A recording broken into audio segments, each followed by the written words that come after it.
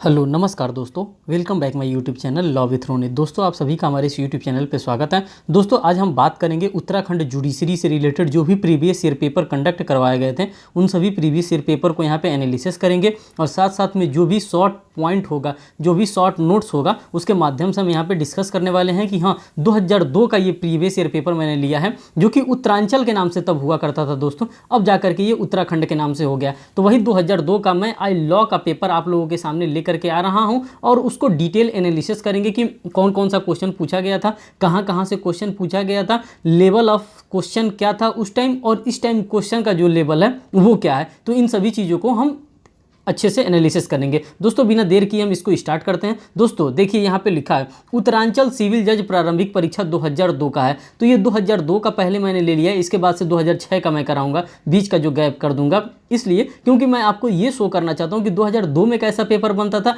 अब आप आ गए हैं 2023 में, अब 20 साल बाद किस प्रकार से पेपर बनाया जा रहा है यहाँ पे, तो वो सारी चीज़ों को हम यहाँ पे एनालिसिस करेंगे।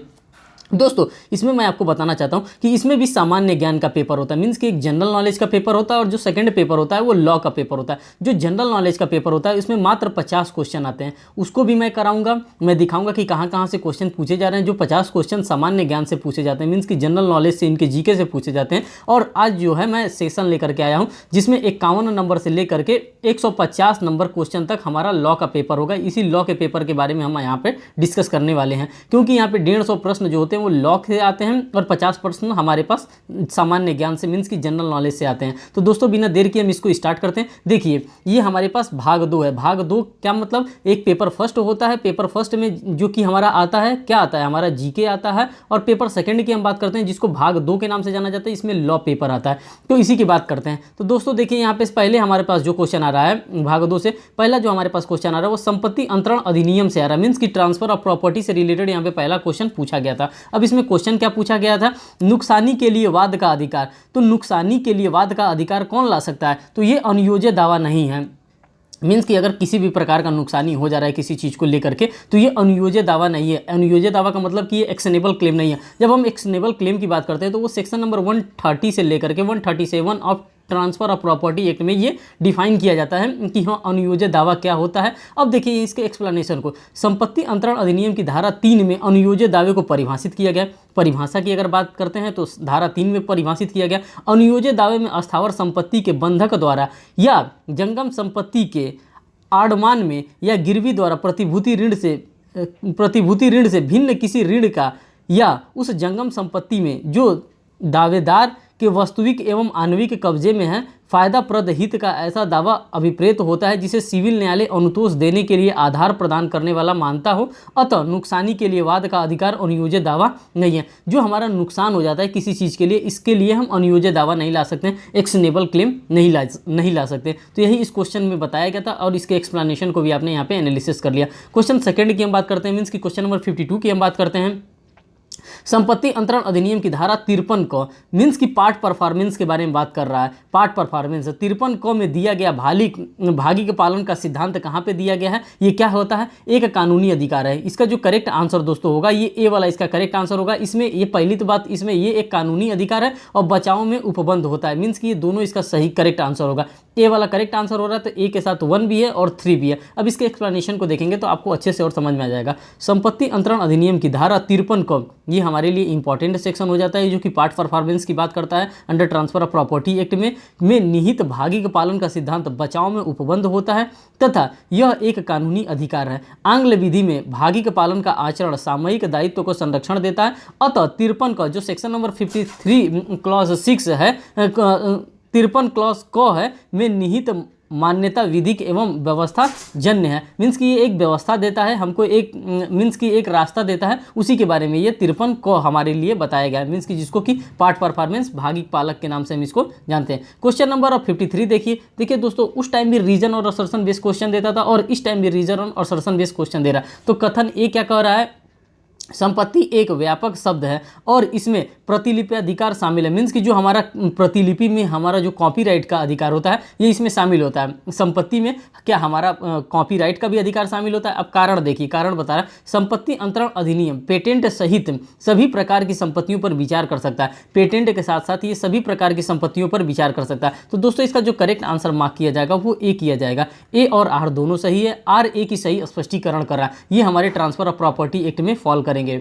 ठीक, हम इसका प्रतिलिपि अधिकार के बारे में बात करेंगे। मीन्स की प्रतिलिपि हम कॉपीराइट भी करा सकते हैं और साथ साथ हम उसका पेटेंट भी करा सकते हैं। ठीक, अब नेक्स्ट क्वेश्चन हम देखते हैं। यहाँ पे क्वेश्चन नंबर 54 को हम देखते हैं। निम्नलिखित में से कौन सा संयोजन सही सुमेलित है। इसमें से कौन सा संयोजन है जो कि सही सुमेलित है। तो दोस्तों इसका जो करेक्ट आंसर होगा वो ए वाला करेक्ट आंसर होगा। अब ए वाला करेक्ट आंसर इस तरह से हो जाएगा कि इसी को करेक्ट माना गया है। मीन्स की 2 नंबर को, 3 नंबर को और 4 नंबर को करेक्ट माना गया है। ये जो है अंतःकालीन लाभ, ये अनुयोज्य दावा नहीं है। एक मुस्लिम पत्नी का अंशदत्त मेहर का दावा ये अनुयोज्य दावा होता है, इसको एक्शनेबल क्लेम माना जाता है।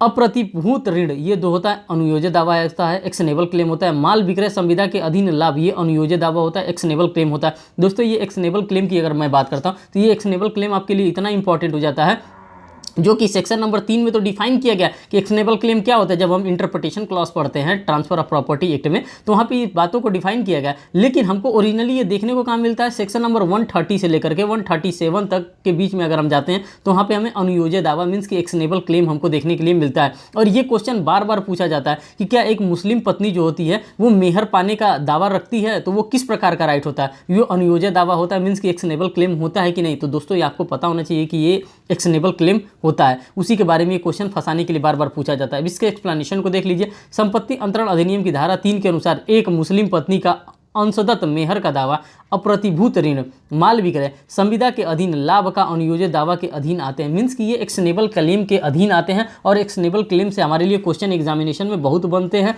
और पहले भी बनते थे एक्शनेबल क्लेम से, और आज भी लगातार एक्शनेबल क्लेम से आप क्वेश्चन देखते रहे हैं, बन रहा है। अब हमारे पास जो नेक्स्ट क्वेश्चन आ जा रहा है 55 का, पूर्वबंध का उपचार निम्नलिखित बंधकों में से किसमें उपबंध है। मीन्स कि जो पूर्वबंध का उपचार है ये किसमें उपबंधित किया गया। तो दोस्तों इसका जो करेक्ट आंसर होगा वो सी वाला यहाँ पे करेक्ट आंसर होगा। सशर्त विक्रय द्वारा बंधक के बारे में यहाँ पे बात कर रहा है। अब यहाँ पे इसके एक्सप्लेनेशन को देखेंगे तो आपको और बेहतर तरीके से समझ में आ जाएगा। ये क्वेश्चन नंबर 55 है। क्वेश्चन नंबर 55 का यहाँ पे एक्सप्लेनेशन है। संपत्ति अंतरण अधिनियम 1882 की धारा 67 क के अनुसार सशर्त विक्रय वाले बंधक से भिन्न या ऐसे विलक्षण बंधक वाले बंधकदार से भिन्न जिसके विबंधन द्वारा वह पूर्वबंध कराने का हकदार है, किसी बंधकदार को पूर्वबंधवाद संस्थित करने या किसी भोग बंधकदार को अपनी हैसियत में सशर्त विक्रय वाले किसी बंधकदार को अपनी हैसियत में विक्रय के लिए वाद संस्थित करने का प्राधिकार करती है, उसी के बारे में ये बता रहा है। जब हम लोग सेक्शन नंबर 67 क्लॉज को पढ़ेंगे तो उसमें ये सारी बातें हमको एज यूजुअल मिल जाएगी। क्वेश्चन नंबर 56 की हम यहाँ पे बात करते हैं। निम्नलिखित में से क्या विक्रय का अनिवार्य तत्व नहीं है। अब देखिए निगेटिव क्वेश्चन पूछ रहा है कि क्या अनिवार्य तत्व नहीं है। अगर हम किसी चीज़ को विक्रय करते हैं तो उसमें अनिवार्य तत्व क्या नहीं है। तो इसका जो करेक्ट आंसर है दोस्तों वो डी वाला ये करेक्ट आंसर, कीमत का नगद भुगतान यहाँ पे होना अनिवार्य नहीं है। इस प्रकार का क्वेश्चन हमारे एग्जामिनेशन में अक्सर पूछ लिया जाता है कि इसमें से कौन सा नहीं है। तो पक्षकार का होना जरूरी होता है, अगर पक्षकार रहेगा तभी। दूसरी बात विषय वस्तु का भी होना जरूरी होता है, तभी तो हमको पता चलेगा कि हाँ ये लैंड हम बेच रहे हैं चाहे ये संपत्ति हम बेच रहे हैं। उसके बाद से सी में अंतरण अथवा हस्तांतरण का भी होना जरूरी होता है कि हम अंतरण करते हैं, ट्रांसफर कर सकते हैं, और जो हमारे राइट और इंटरेस्ट हैं वो भी राइट और इंटरेस्ट को भी हम क्या कर सकते हैं, ट्रांसफर कर सकते हैं। तो हमारा जो करेक्ट आंसर यहाँ पे होगा डी होगा। नहीं पूछा है तो डी हमारा करेक्ट आंसर होगा। अब इसके एक्सप्लेनेशन को हम देखते हैं। संपत्ति अंतरण अधिनियम की धारा 54 में विक्रय की परिभाषा दी गई है। आप सभी लोगों को पता है सेक्शन नंबर 54 में ही विक्रय के बारे में बताया गया। ट्रांसफर ऑफ प्रॉपर्टी एक्ट में 54 में विक्रय की परिभाषा दी गई है। इसमें कीमत के नगद भुगतान को विक्रय का आवश्यक तत्व माना गया है। जो कीमत का भुगतान होता है उसी को आवश्यक तत्व माना गया है। मीन्स की कीमत जो होता है उसको आवश्यक तत्व के रूप में नहीं माना जाता है। देखिए यहाँ पे नहीं लिखा है, जो कीमत होता है इसको आवश्यक तत्व के रूप में नहीं देखा जाता है। मीन्स की कीमत यहाँ पे इंपॉर्टेंट नहीं है, हमारे पास इंपॉर्टेंट पक्षकार होने चाहिए, विषय वस्तु होने चाहिए और अंतरण अथवा हस्तांतरण होने चाहिए, यही हमारे लिए इंपॉर्टेंट हो जाता है। ठीक, बात करते हैं नेक्स्ट क्वेश्चन नंबर 57 का। दोहरी संभावना के विरुद्ध नियम को निम्नलिखित वादों में से किसमें मान्यता मिली है। इस प्रकार के भी क्वेश्चन पूछे जाते हैं। हाइटवी बनाम मिचेल का जो मामला था, इसी के वाद में दोहरी संभावना के विरुद्ध के वाद के बारे में हमको देखने को मिलता है। जब इसके एक्सप्लेनेशन को देखते हैं, दोहरी संभावना के विरुद्ध नियम को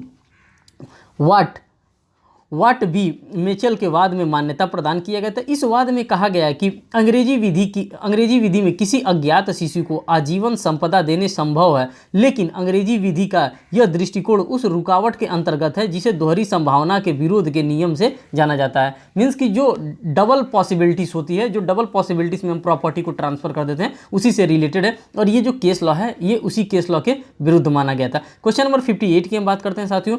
संपत्ति अंतरण अधिनियम की निम्नलिखित धाराओं में से कौन सी धारा प्रतिस्थापित प्रतिभूति के सिद्धांत की विवेचना करती है? तो कौन करती है? तो ये धारा 73 के द्वारा ये किया जाता है। और हम इसके एक्सप्लेनेशन को देखते हैं। तो यहाँ पे एक्सप्लेनेशन बताता है, संपत्ति अंतरण अधिनियम 1882 की धारा 73 का उपबंध उस व्यक्ति के पक्ष में संपत्तियों और प्रतिभूतियों के प्राधिकार के सिद्धांत पर आधारित है। जो प्रतिभूति होता है, जो गारंटी होता है, उसी के प्रतिस्थापन के सिद्धांत पर आधारित होता है। जो अपनी स्वयं की गलती के बिना मूल संपत्तियों और प्रतिभूतियों से वंचित हो गया हो, अतः धारा 73 प्रतिस्थापित प्रतिभूमि के सिद्धांत की विवेचना करता है। और उसी के बारे में बता रहा है कि ये उसी चीज़ की विवेचना करता है। जो हमारा करेक्ट आंसर होगा सेक्शन नंबर 73 में ये बात कही गई है। दोस्तों देखिए, यहाँ पे इंडेक्स बेस्ड ज़्यादा क्वेश्चन पूछा जा रहा है कि हाँ, इंडेक्स की बात अगर करते हैं तो सेक्शन वाइज क्वेश्चन पूछा जा रहा है कि इस सेक्शन में क्या दिया गया है, इस सेक्शन में क्या दिया गया है। तो सेक्शन अगर हमारा प्रिपेयर रहेगा तो मान के चलिए हम आधा जंग जीत ले जाएंगे। क्वेश्चन नंबर 59 की बात करते हैं। निम्नलिखित में से कौन सा सही उत्तर है? अब सही उत्तर की बात पूछ रहा है कि इसमें से जो 4 ऑप्शन दिए हैं, इसमें से सही उत्तर कौन सा है? तो यहाँ पे हमारा जो करेक्ट आंसर है वो ए वाला है। संपत्ति अंतरण अधिनियम की धारा 60 बंधक डिक्री पर लागू होता है। जो बंधक डिक्री होता है हमारा, उसी पे हमारा लागू होता है। अब इसके एक्सप्लेनेशन को देखिए। संपत्ति अंतरण अधिनियम 1882 की धारा 60 में मोचन का बंधनकर्ता को दिया गया अधिकार, बंधनकर्ता को अधिकार दिया गया है। इस धारा के वित्तीय पैरा के अनुसार मोचनाधिकार का निर्वचन एक, पक्षकारों के कार्यों द्वारा, दूसरा न्यायालय के डिक्री द्वारा संपन्न हो सकता है, अतः धारा 60 बंधक डिक्री पर भी लागू होता है। जो धारा 60 हमारा होता है वो बंधक के डिक्री पर भी लागू होता है। अगर किसी भी प्रकार का बंधक होता है तो उस पर भी अगर डिक्री पारित कर दिया जाता है तो उस पर भी हमारा धारा 60 जो होता है लागू होता है। यही दे रहा है, संपत्ति अंतरण अधिनियम की धारा 60 बंधक डिक्री पर भी लागू होता है। यही हमारा करेक्ट आंसर है। पूछ रहा है निम्नलिखित में से कौन सा सही उत्तर है, तो यही इसका सही उत्तर है। बाकी ये तीनों जो है ये उत्तर इसके सही नहीं है। क्वेश्चन नंबर 60 की हम बात करते हैं। 60 में देखिए, राम कुमार कुंडू बनाम मैकविन 1872 के बाद संबंधित है। तो ये किससे से संबंधित है? तो दोस्तों ये बी से संबंधित है, दृश्यमान स्वामी से ये संबंधित है, इसी से ये संबंधित माना गया। राम कुमार कुंडू बनाम मैकविन का वाद दृश्यमान स्वामी से संबंधित है, अर्थात सेक्शन 41 से ये संबंधित है। मीन्स कि जो दृश्यमान स्वामी की बात कर रहा है, मीन्स कि प्रिटेंड करता है, दिखावा करता है कि जैसे लगता है ऑस्टेंसिबल ओनर की बात यहाँ पे की जाती है, लगता है कि मालिक है लेकिन ओरिजिनली वो मालिक रहता नहीं है। तो जो सेक्शन नंबर 41 है हमारा इसी से संबंधित है, ट्रांसफर ऑफ प्रॉपर्टी एक्ट की अगर हम बात करते हैं। फिर यहाँ पे नेक्स्ट क्वेश्चन देखते हैं। क्वेश्चन नंबर 61 की हम बात करते हैं। तो यहाँ पे एक व्यक्ति अपने से अच्छा स्वतः दूसरे को अंतरित नहीं कर सकता। देखिए यहाँ पे क्वेश्चन देखिए, नहीं कर सकता। इसका सिद्धांत के सूत्र को संपत्ति अंतरण अधिनियम की निम्नलिखित में से किस धारा में समाहित किया गया, तो किस धारा में बताया गया है? तो दोस्तों इसका जो करेक्ट आंसर होगा सेक्शन नंबर वो हमारा ऑप्शन ए होगा। धारा 41, 42, 43 और 44 के अंतर्गत ये बताया गया है कि एक व्यक्ति जो होता है अपने से अच्छा क्या कहता है, स्वतः जो होता है वो अंतरण नहीं कर सकता है। तो ये बात इसी तीनों सेक्शन में, चारों सेक्शन में बताया गया। इसके एक्सप्लेनेशन को देखिए। एक व्यक्ति अपने से अच्छा स्वतः दूसरे को अंतरण नहीं कर सकता है। इस सिद्धांत के सूत्र संपत्ति अंतरण अधिनियम की धारा 41, 42, 43 और 44 चारों में समाहित किए गए हैं। अगर आपको स्रोत पता करना है तो संपत्ति अंतरण अधिनियम मुरलीधर चतुर्वेदी जी का ये पुस्तक है, उसी में ये बात लिखी हुई है। क्वेश्चन नंबर 62 की हम बात करते हैं। क्रमबद्ध का सिद्धांत संपत्ति अंतरण अधिनियम के निम्नलिखित में से किन धाराओं में दिया गया? अब किस धारा के अंतर्गत ये दिया गया? तो जो हमारा करेक्ट आंसर होगा दोस्तों वो ए वाला करेक्ट आंसर होगा। धारा 56 में और धारा 81 के अंतर्गत इसके बारे में बताया हुआ है। अब उत्तर को देखते हैं। संपत्ति अंतरण अधिनियम 1882 की धारा 56 जो होता है, पार्श्विक क्रेता, जो कि पहले का क्रेता होता है, पार्श्विक क्रेता और क्रमबद्ध से, तथा धारा 81 प्रतिभूतियों में क्रमबद्ध से संबंधित है। धारा 56 और धारा 8 को ही एक निबंध में अभिव्यक्त किया गया है। इसके अंतर्गत सिद्धांत और प्राप्त करने वाले लक्ष्य एक समान है। इन दोनों में क्रमबद्धता का सिद्धांत दिया गया। मीन्स कि ये जो दोनों सेक्शन है, सेक्शन नंबर 56 है और सेक्शन नंबर 81 है, इसमें दोनों में क्रमबद्धता के बारे में बताया जा रहा है कि किस प्रकार से किस किस क्रम में किसको किसको ट्रांसफर किया जाएगा या किसी चीज को दिया जाएगा। क्वेश्चन नंबर 63 की हम बात करते हैं। संपत्ति अंतरण अधिनियम की धारा 58 को परिभाषित करती है। अब क्या परिभाषित करती है? तो दोस्तों इसका करेक्ट आंसर सी हो जाएगा। बंधक को परिभाषित करती है, बंधककर्ता को, बंधकदार को और बंधक धन और बंधक विलेख को ये परिभाषित करने का काम करती है। कौन करता है? 58 का क। इसके एक्सप्लेनेशन को देखिए। संपत्ति अंतरण अधिनियम की धारा 58 क में बंधक, बंधककर्ता, बंधकदार, बंधक और बंधक विलेख को परिभाषित किया गया है। अंतरण बंधनकर्ता को और अंतरित बंधकदार कहलाता है। मूलधन और ब्याज जिनका संदाय तत्समय प्रवृत्त होता है बंधक कहलाते हैं, और वह लिखित जिसके द्वारा अंतरण किया जाता है बंधक विलेख कहलाता है, उसी को बंधक विलेख कहा जाता है। तो दोस्तों यहाँ पे आपने देखा, यहाँ पे ऑब्जर्व आपने किया कि क्वेश्चन नंबर 51 से लेकर के क्वेश्चन नंबर 63 तक यहाँ तक मात्र ट्रांसफर ऑफ प्रॉपर्टी एक्ट से रिलेटेड यहाँ पे क्वेश्चन पूछे गए हैं। कहाँ के पेपर में? जब हम उत्तराखंड PCSJ का एग्जामिनेशन आप देने जाएंगे तो हमें 51 से लेकर के 63 तक आपको पता चल गया कि हम यहाँ से क्वेश्चन पूछा जा रहा है। कहाँ से क्वेश्चन पूछा जा रहा था? आपने देखा है कि बेसिकली एक्शनेबल क्लेम से सबसे ज़्यादा क्वेश्चन पूछा गया, साथ ही साथ पार्ट परफॉर्मेंस से क्वेश्चन पूछा गया है। मीन्स कि सेक्शन नंबर 53A से क्वेश्चन पूछा गया। सेक्शन नंबर 41 से ऑस्टेंसिबल ओनर से क्वेश्चन पूछा गया। साथ ही साथ और क्वेश्चन कहाँ से पूछा गया? सेक्शन नंबर 41 से क्वेश्चन पूछा गया। 42, 43, 44 यहाँ से क्वेश्चन पूछा गया, और सेक्शन नंबर 60 से पूछा गया है, 71 से पूछा गया। तो ये सभी रेंज को आप अगर लर्न करके रखते हैं, सभी चीज़ को आप दिमाग में बैठा करके रखते हैं, तो यहाँ से मान के चलिए कि यहीं से क्वेश्चन पूछा जाता है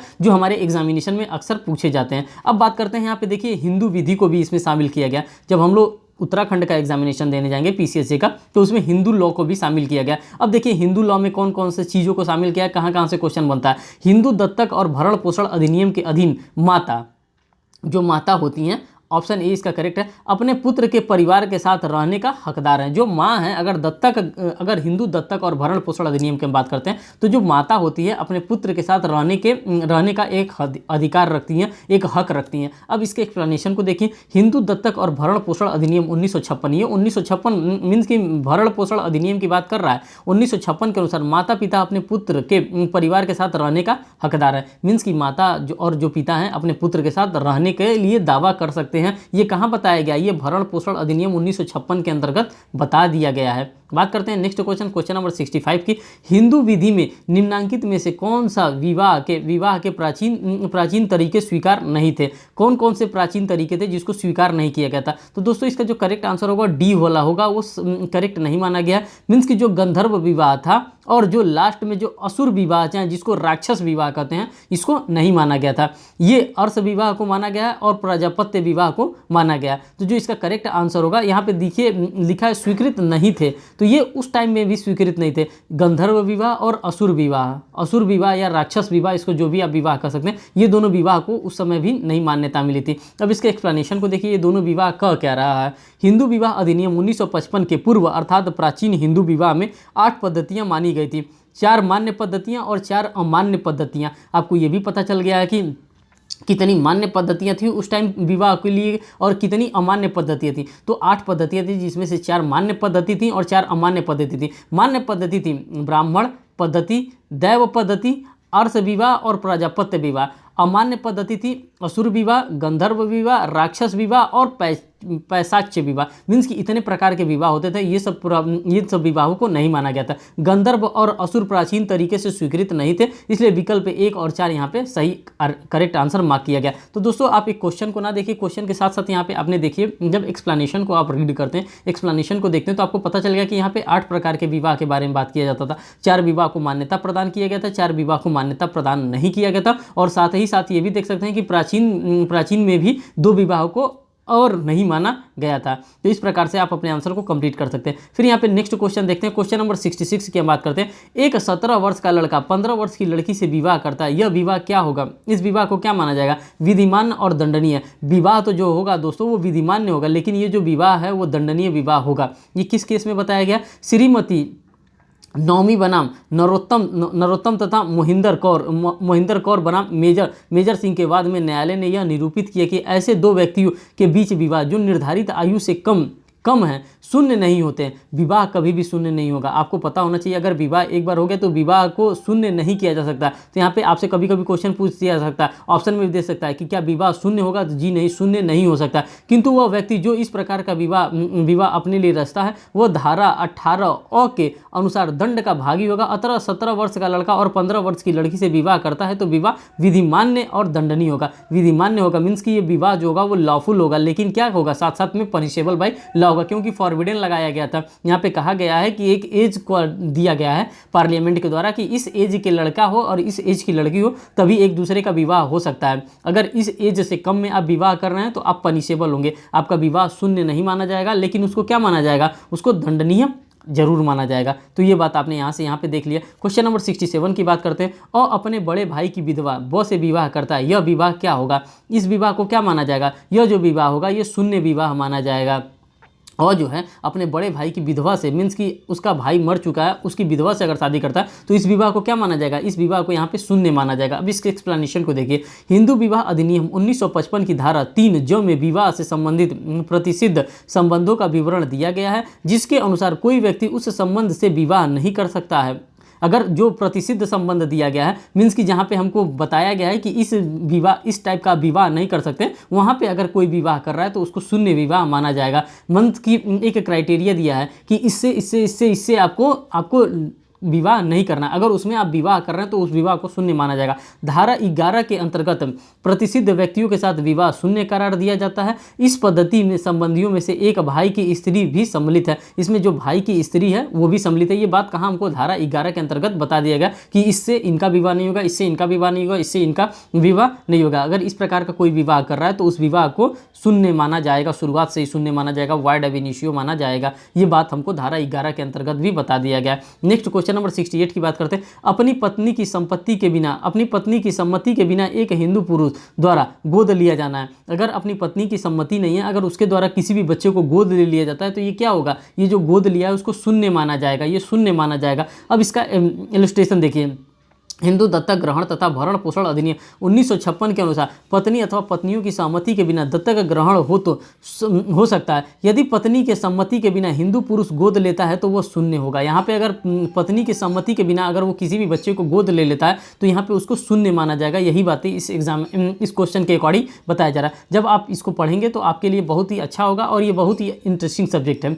एक विवाह की सहदायकी संपत्ति, जो एक विवाह होता है उसमें सहदायकी संपत्ति किसको माना गया है, तो दोस्तों इसका जो करेक्ट आंसर होगा 2 और 3 इसका करेक्ट आंसर होगा। 2 में उत्तरजीवी से न्यायगत होती है और तीसरे में क्या बताया गया है, विभाजित की जा सकती है। यही 2 हमारा जो करेक्ट आंसर होगा, 2 और 3 हमारा जो करेक्ट आंसर होगा, इसी के बारे में बात कर रहा है। इसके एक्सप्लेनेशन को देखिए साथियों। एक हिंदू की सहदायकी संपत्ति उत्तरजीवी से न्यायगत होती है तथा उसे विभाजित भी किया जा सकता है। वो न्यायगत भी हो सकती है और उसे विभाजित भी किया जा सकता है। और क्वेश्चन नंबर 70 की हम बात करते हैं। यहाँ पे कोई भी गुलाब कांटों के बिना नहीं होता है। देखिए यहाँ पे क्या बातें लिखी गई है, कोई भी गुलाब कांटों के बिना नहीं होता है, परंतु हाथ में जो है उसमें यदि सभी कांटे हैं तो गुलाब नहीं तो उसे फेंकना ही उचित है। इस कथन का संबंध किससे बताया गया है, तो ये जो कथन है इसका कथन का करेक्ट आंसर दोस्तों यहाँ पे सी होगा, पारस्परिक सहमति द्वारा विवाह विच्छेद से। अगर मान लीजिए कि जब हम पारस्परिक सहमति से विवाह विच्छेद की बात करते हैं, 13B की हम बात करते हैं, जब कभी भी हम म्यूचुअल एग्रीमेंट से डाइवोर्स फाइल करते हैं, उसी की बात कर रहा है कि अगर दोनों हाथों में कांटे ही कांटे हैं हमारे, उधर से भी नहीं पट रहा है इधर से भी नहीं पट रहा है, तो अब क्या होगा, जब दोनों के बीच में किसी भी प्रकार की अंडरस्टैंडिंग नहीं बैठ रही है तो यहाँ पे क्या किया जा सकता है, यहाँ पे म्यूचुअल अंडरस्टैंडिंग से विवाह को समाप्त किया जा सकता है। और जब हम हिंदू मैरिज एक्ट पढ़ते हैं तो उसमें 13B डाला जाता है और 13B के अकॉर्डिंग हम लोग क्या करते हैं, म्यूचुअल डाइवोर्स की बात करते हैं। वहाँ पे दोनों पार्टी आमने सामने बैठ करके म्यूचुअली एग्रीड करती है और सेटलमेंट डिस्प्यूट जो होता है उसको सेटलमेंट कर लेती है कि मैं अब क्या करना चाहता हूँ, अब ना मैं इनके साथ रहना चाहता हूँ, लड़का कहता है, ना लड़की कहती मैं इनके साथ रहना चाहता हूँ। वहाँ पे क्या किया जाता है, विवाह को समाप्त कर दिया जाता है और उसी के बारे में ये बात कर रहा है यहाँ पे जो मैक्सिम दिया। क्वेश्चन नंबर 71 की हम बात करते हैं साथियों। हिंदू दत्तक एवं भरण पोषण अधिनियम 1956 के अंतर्गत एक हिंदू स्त्री पुत्र या पुत्री को दत्तक ग्रहण कर सकती है। अब इसके बारे में हम यहाँ पे बात करेंगे कौन किसको दत्तक ग्रहण कर सकता है।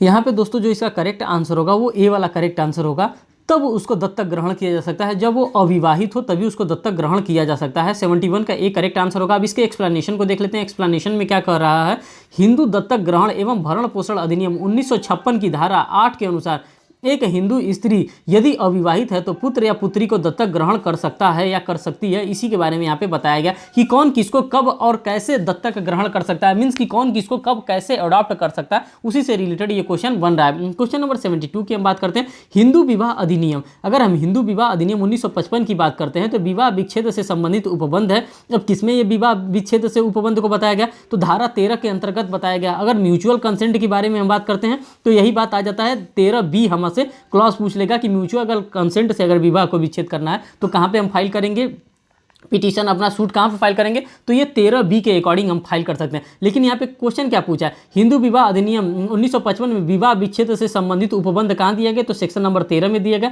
और म्यूचुअली अगर यही क्वेश्चन पूछ देता है कि म्यूचुअली कहाँ होगा, तो ये 13B के अकॉर्डिंग यहाँ पे होगा साथियों। अब इसके एक्सप्लेनेशन को हम देखते हैं। हिंदू विवाह अधिनियम 1955 की धारा 13 में विवाह विच्छेद मीन्स की तलाक का प्रावधान किया गया। आपसे ये डायरेक्ट हिट करने वाला क्वेश्चन है और ये कंटिन्यूअसली क्वेश्चन एग्जामिनेशन में अक्सर पूछा जाता है कि ये कहाँ बताई जाती हैं। अब बात करते हैं क्वेश्चन नंबर 73 का, हिंदू विवाह अधिनियम में दाम्पत्य अधिकारों मीन्स की कॉन्जुगल राइट्स के बारे में बात कर रहा है। मीन्स की कॉन्जुगल राइट्स क्या होता है, दाम्पत्य अधिकारों के प्रतिस्थापना के उपबंध के बारे में बात कर रहा है। मीन्स की restitution of conjugal rights, means की जो कॉन्जुगल राइट्स होता है उसी के बारे में बात कर रहा है। तो इसका जो करेक्ट आंसर होगा साथियों ए होगा। सेक्शन नंबर 9 के अकॉर्डिंग बताया गया कि कॉन्जुगल राइट्स क्या होता है। अब कॉन्जुगल राइट्स के एक्सप्लेनेशन को देख लेते हैं। हिंदू विवाह अधिनियम 1955 की धारा 9 के अंतर्गत दाम्पत्य अधिकारों की पुनर्स्थापना का प्रावधान किया गया है। इस धारा के अनुसार दाम्पत्य अधिकारों की पुनर्स्थापना के लिए न्यायालय ने प्रार्थना पत्र दिया जा सकता है। मीन्स की अपने कॉन्जुगल राइट्स को स्टेब्लिश करने के लिए न्यायालय में क्या दिया सकता है, एक प्रार्थना पत्र दिया जा सकता है कि साहब मैं उनके साथ रहना चाहता हूं, चाहे साहब वो मेरे साथ नहीं रहना चाहते हैं,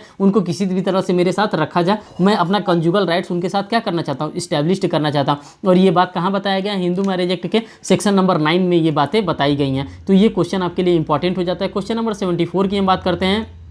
हिंदू विवाह अधिनियम 1955 में प्रयुक्त हिंदू शब्द में निम्नांकित में से कौन सम्मिलित नहीं है। अब हिंदू के अंतर्गत किसको सम्मिलित नहीं किया गया, तो दोस्तों आप सभी लोगों को पता होना चाहिए कि हिंदू में सिख भी आते हैं, जैन भी आते हैं, बौद्ध भी आते हैं, लेकिन पारसी जो लोग होते हैं वो हिंदू के अंतर्गत नहीं माने जाते हैं। हिंदू विवाह अधिनियम 1955 की धारा 2 ख के अनुसार हिंदू शब्द ऐसे व्यक्ति को लागू है जो धर्म से बौद्ध है, जैन है, सिख है, यदि यह पारसी से संबंधित नहीं है। तो इसी प्रकार से आपसे एग्जामिनेशन में क्वेश्चन पूछा जाएगा और ये आप पढ़े रहेंगे तो मार के चले आएंगे आसानी से, इस पे आपको नंबर मिल जाएगा। क्वेश्चन नंबर 75 की हम बात करते हैं। यहाँ पे हिंदू विवाह अधिनियम 1955 के अंतर्गत प्रतिसिद्ध नातेदारी के व्यक्ति का विवाह, जो प्रतिसिद्ध नातेदारी होता है उसका जो विवाह होता है ये शून्य होता है। अभी आप लोगों ने ऊपर ही देखा है कि जो प्रतिसिद्ध नातेदारी की बात कर रहा है, अगर उसमें किसी भी प्रकार का विवाह हो जाता है तो इस विवाह को शून्य माना जाता है। अभी जैसे मैंने आपको पहले क्वेश्चन बताया था जिसमें कि एक भाई रहता है, अपने भाई के विधवा से शादी कर लेता है तो उस विवाह को भी शून्य माना गया था। एज यूजुअल यहाँ पे भी शून्य माना जाएगा। अब इसके इलस्ट्रेशन को देखिए, यहाँ पे क्या कर रहा है, इसका एक्सप्लेनेशन। हिंदू विवाह अधिनियम 1955 की धारा 11 के अंतर्गत प्रतिसिद्ध संबंधों के साथ विवाह शून्य करार दिया गया है। अगर इस प्रकार का कोई विवाह हो रहा है तो इसको शून्य करार के नाम से जाना जाता है। क्वेश्चन नंबर 76 की बात करते हैं।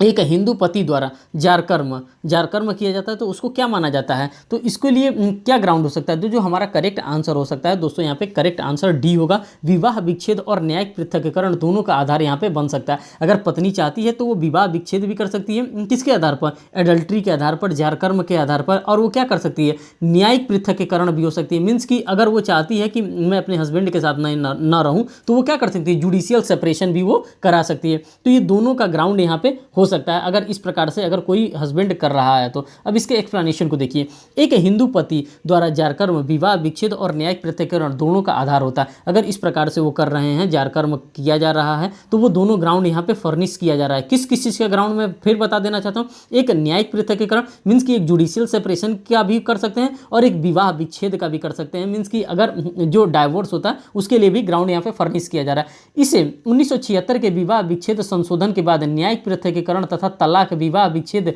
को एक ही कर दिया गया। एक ही आधार होने के कारण अब न्यायिक पृथक्करण में संबंध में न्यायिक दायरे में नहीं कर सकता। तो ये दोनों जो ग्राउंड है, इसी दोनों ग्राउंड के बारे में यहाँ पे बात किया जा रहा है। क्वेश्चन नंबर 77 की बात करते हैं। एक अवयस्क हिंदू बालक का नैसर्गिक संरक्षण कौन हो सकता है। जो एक अवयस्क हिंदू बालक होता है उसका जो नैसर्गिक संरक्षण होता है तो वो कौन हो सकता है, जो नेचुरल गार्जियन हो सकता है वो कौन हो सकता है, पिता हो सकता है, माता हो सकता है, या दोनों हो सकता है। इसी प्रकार के हमको अप्रोप्रिएट आंसर देख करके मार्क करना है, हमें इनअप्रोप्रिएट आंसर नहीं मार्क करना है। अप्रोप्रिएट में क्या है, केवल माता है तो ये इनअप्रोप्रिएट है, दादा है इनअप्रोप्रिएट है, केवल पिता है इनअप्रोप्रिएट है। पिता और माता दोनों यहाँ पे जो है वही करेक्ट आंसर इसका होगा। अब इसका एक्सप्लेनेशन देख लीजिए। हिंदू अवयस्क तथा संरक्षक अधिनियम 1956 की धारा 4 के अनुसार अवयस्क का नैसर्गिक संरक्षक उसके पिता और माता दोनों होते हैं। जो अवयस्क होता है उसके संरक्षक जो होते हैं उसकी माँ भी हो सकती है, उसके पिता भी हो सकते हैं। अब यहाँ पे केस लॉ से रिलेटेड एक क्वेश्चन बन रहा है। हनुमान प्रसाद बनाम बोबुई का वाद संबंधित है, किससे संबंधित है? तो दोस्तों ये उपरोक्त में से किसी से नहीं संबंधित है। जो ये तीनों केस लॉ दिया इससे किसी से ये संबंधित नहीं है। ठीक, अब हम यहाँ पे नेक्स्ट क्वेश्चन देखते हैं। नेक्स्ट क्वेश्चन में हमारा क्वेश्चन नंबर 79 आ जा रहा है। हिंदू विवाह अधिनियम 1955 की किस धारा में विवाह की शर्तों का उपबंध है? मतलब बाहिर सी बात है, आपको विवाह की शर्तों के बारे में अगर बात करना है तो सेक्शन नंबर 5 के अकॉर्डिंग विवाह के शर्तों के बारे में बताया गया। वहाँ पे 5-6 कंडीशन दिया गया। अगर उस 5-6 कंडीशन में आप फॉल करते हैं तब तो आप विवाह करने के योग्य हैं। अगर उसमें से किसी भी कंडीशन को में आप नहीं फॉल करते हैं तो आप विवाह करने के योग्य नहीं है। अब यहाँ पे देखिए, हिंदू विवाह अधिनियम की धारा 5 में हिंदू विवाह की शर्तों का उल्लेख किया गया है। ठीक, यदि दी हुई शर्तों का पालन किया जाए तो हिंदू के बीच विवाह अनुष्ठापित किया जा सकता है। मीन्स कि जो हिंदू विवाह होता है, जो हिंदू मैरिज एक्ट के अकॉर्डिंग होता है, अगर सेक्शन 5 में आप फॉल कर रहे हैं, सेक्शन 5 के अगर जितने भी बातें लिखी हैं, जो भी क्लॉज ABCD करके लिखा है, अगर उन क्लॉज में आप फॉल कर रहे हैं तो आपका हिंदू विवाह मैरिज एक्ट होगा। अगर आप उसमें से नहीं फॉल कर रहे हैं, अगर आप उसके इतर जा रहे हैं तो आपका विवाह नहीं कराया जाएगा। और कंडीशन आपको कहाँ बताया गया? तो सेक्शन नंबर 5 के अकॉर्डिंग सारे कंडीशन हमको बताए हैं किस एक्ट में, हिंदू मैरिज एक्ट 1955 में ये बातें बताई गई हैं। बात करते हैं नेक्स्ट क्वेश्चन नंबर 80 की। दोस्तों देखिए, यहाँ पे मैरिज एक्ट से रिलेटेड और क्या कहते हैं मेंटेनेंस से रिलेटेड बहुत ज़्यादा क्वेश्चन पूछे जा रहे हैं। तो आपको हिंदू मीन्स की जो हिंदू लॉ है और जो मुस्लिम लॉ है इसको हल्के में नहीं लेना। अभी मुस्लिम लॉ से भी क्वेश्चन आएंगे। हिंदू उत्तराधिकार अधिनियम 1956 की किस धारा में महिला स्त्री हिंदुओं के मामलों में उत्तराधिकार के सामान्य नियमों का उपबंध किया गया है? तो किसमें सामान्य नियमों का उपबंध किया गया? तो दोस्तों आप सभी लोगों को पता है कि इसमें महिलाओं के लिए, जो हिंदू महिलाओं हैं उनके उत्तराधिकार के सामान्य अधिकारों के बारे में धारा 15 के अंतर्गत बात किया गया है। अब इसके एक्सप्लेनेशन को देखिए। हिंदू उत्तराधिकार अधिनियम 1956 की धारा 15 में हिंदू नारी की अवस्था में उत्तराधिकार के साधारण नियमों का उपबंध किया गया। जो साधारण नियम है उसी के बारे में यहाँ पे उपबंध किया गया। अब देखते हैं क्वेश्चन नंबर 81 में। हिंदू विवाह अधिनियम 1955 प्रवृत्त हुआ था। तो ये दोस्तों ये कब प्रवृत्त हुआ था? तो ये 18 मई 1955 को ये प्रवृत्त किया गया था। और ये बहुत ही इंपॉर्टेंट कानून उस समय बनाया गया था हिंदुओं को विवाह करके लेकर के, क्योंकि हिंदू कोड बिल को वहाँ पे पहले विवाह क्या होता था, कोई भी पुरुष 4 विवाह कर लेता था, 5 विवाह कर लेता था। लेकिन इसी चीज़ को खत्म करने के लिए 1955 में सबसे पहला कदम यही बताया गया कि एक हिंदू के लिए एक कोडिफाइड लॉ लाया जाए, जिससे कि उनके मैट्रिमोनी डिस्प्यूट्स को खत्म करने के लिए 18 मई 1955 को ये लाया गया था। अब इसके एक्सप्लेनेशन को देखिए। हिंदू विवाह अधिनियम 1955 18 मई 1955 को प्रवृत्त हुआ। पहला क्वेश्चन आपको ये मिल गया कि 18 मई 1955 को प्रवृत्त हुआ था। इसका विस्तार जम्मू कश्मीर राज्य की जगह संपूर्ण भारत पर हुआ करता था। लेकिन अब ये क्या हो गया? अब ये लाइन कैंसिल हो गया। कब से कैंसिल हो गया? जब से J&K रीऑर्गेनाइजेशन एक्ट आ गया है, तब से ये बात खत्म हो गया। जितने भी दोस्तों हम लॉ पढ़ते हैं सब में पहले आता था इसका विस्तार जम्मू कश्मीर राज्य के सिवाय होता था, लेकिन अब सिवाय नहीं होगा, अब इंक्लूड हो गया है जम्मू एंड कश्मीर। कब से हो गया दोस्तों? J&K रीऑर्गेनाइजेशन एक्ट जब से हमारे देश में पास हो गया। ये रीऑर्गेनाइजेशन कब से पास हुआ? 31 अक्टूबर 2019 को जब ये पास हो गया, मीन्स कि तभी से हमारे पूरे भारत पे जो भी लॉ बनते हैं पूरे भारत पे, संपूर्ण भारत पे लगते हैं, एक्सेप्ट J&K अब नहीं रह गया। तो यहाँ से सेकंड क्वेश्चन आपको मिल गया जो आपके लिए इंपॉर्टेंट है। मान लीजिए इस तरह से भी क्वेश्चन दे सकता है कि इसका विस्तार जम्मू कश्मीर पे नहीं है, लेकिन आपको ये बातें लर्न करके रखनी होंगी कि J&K रीऑर्गेनाइजेशन एक्ट आने की वजह से सारा कानून कहाँ पे लागू होगा? अब लागू होगा जम्मू एंड कश्मीर पे भी। और जिन राज्य क्षेत्रों में इसका अधिनियम का विस्तार है उस राज्य क्षेत्र में अधिवास उन हिंदुओं पर भी लागू है जो उक्त राज्य क्षेत्र के बाहर है। जो राज्य क्षेत्र से बाहर है उनके ऊपर भी ये कानून लागू होगा। तो इस कानून का जो दायरा है, ये जो कानून है हिंदू मैरिज एक्ट का 1955 का, ये बहुत ही इंपॉर्टेंट कानून हो गया है और ये आया भी था 18 मई 1955 को। तो यहाँ से क्वेश्चन बनता है, वो सारी चीज़ों को मैंने यहाँ पे कवर करा दिया। क्वेश्चन नंबर 82 की बात करते हैं। दस्ताने बनाम दस्ताने का वाद संबंधित है। तो दोस्तों जो दस्ताने बनाम दस्ताने का वाद संबंधित है वो विवाह विच्छेद पर ये संबंधित है और ये बहुत ही इंपॉर्टेंट केस लॉ है। अक्सर आपसे पूछा जाता है कि दस्ताने बनाम दस्ताने का विवाह किससे संबंधित है। ठीक, बात करते हैं क्वेश्चन नंबर 83 की। 83 वाले में देखिए साथियों क्या लेगा, निम्नलिखित में से कौन सा कथन सही है। अब ये जो कथन दिया है, 4 कथन दिया है, इसमें से कौन सा कथन सबसे सही है, तो इसका बी वाला करेक्ट आंसर होगा। पारस्परिक सम्मति से विवाह विच्छेद हिंदू विवाह संशोधन अधिनियम 1976 के द्वारा पुनः स्थापित किया गया था। अभी दोस्तों आपको मैंने बताया है जो 13B वाली बात कर रहा है, सेक्शन 13B में हम लोग क्या करते हैं, म्यूचुअल डाइवोर्स, म्यूचुअल कंसेंट से हम लोग क्या करते हैं, डाइवोर्स लेते हैं। और ये कब से शामिल किया गया था, ये तो 1976 के द्वारा इसको पुनः शामिल किया गया था हमारे हिंदू मैरिज एक्ट में, पहले से ये नहीं था।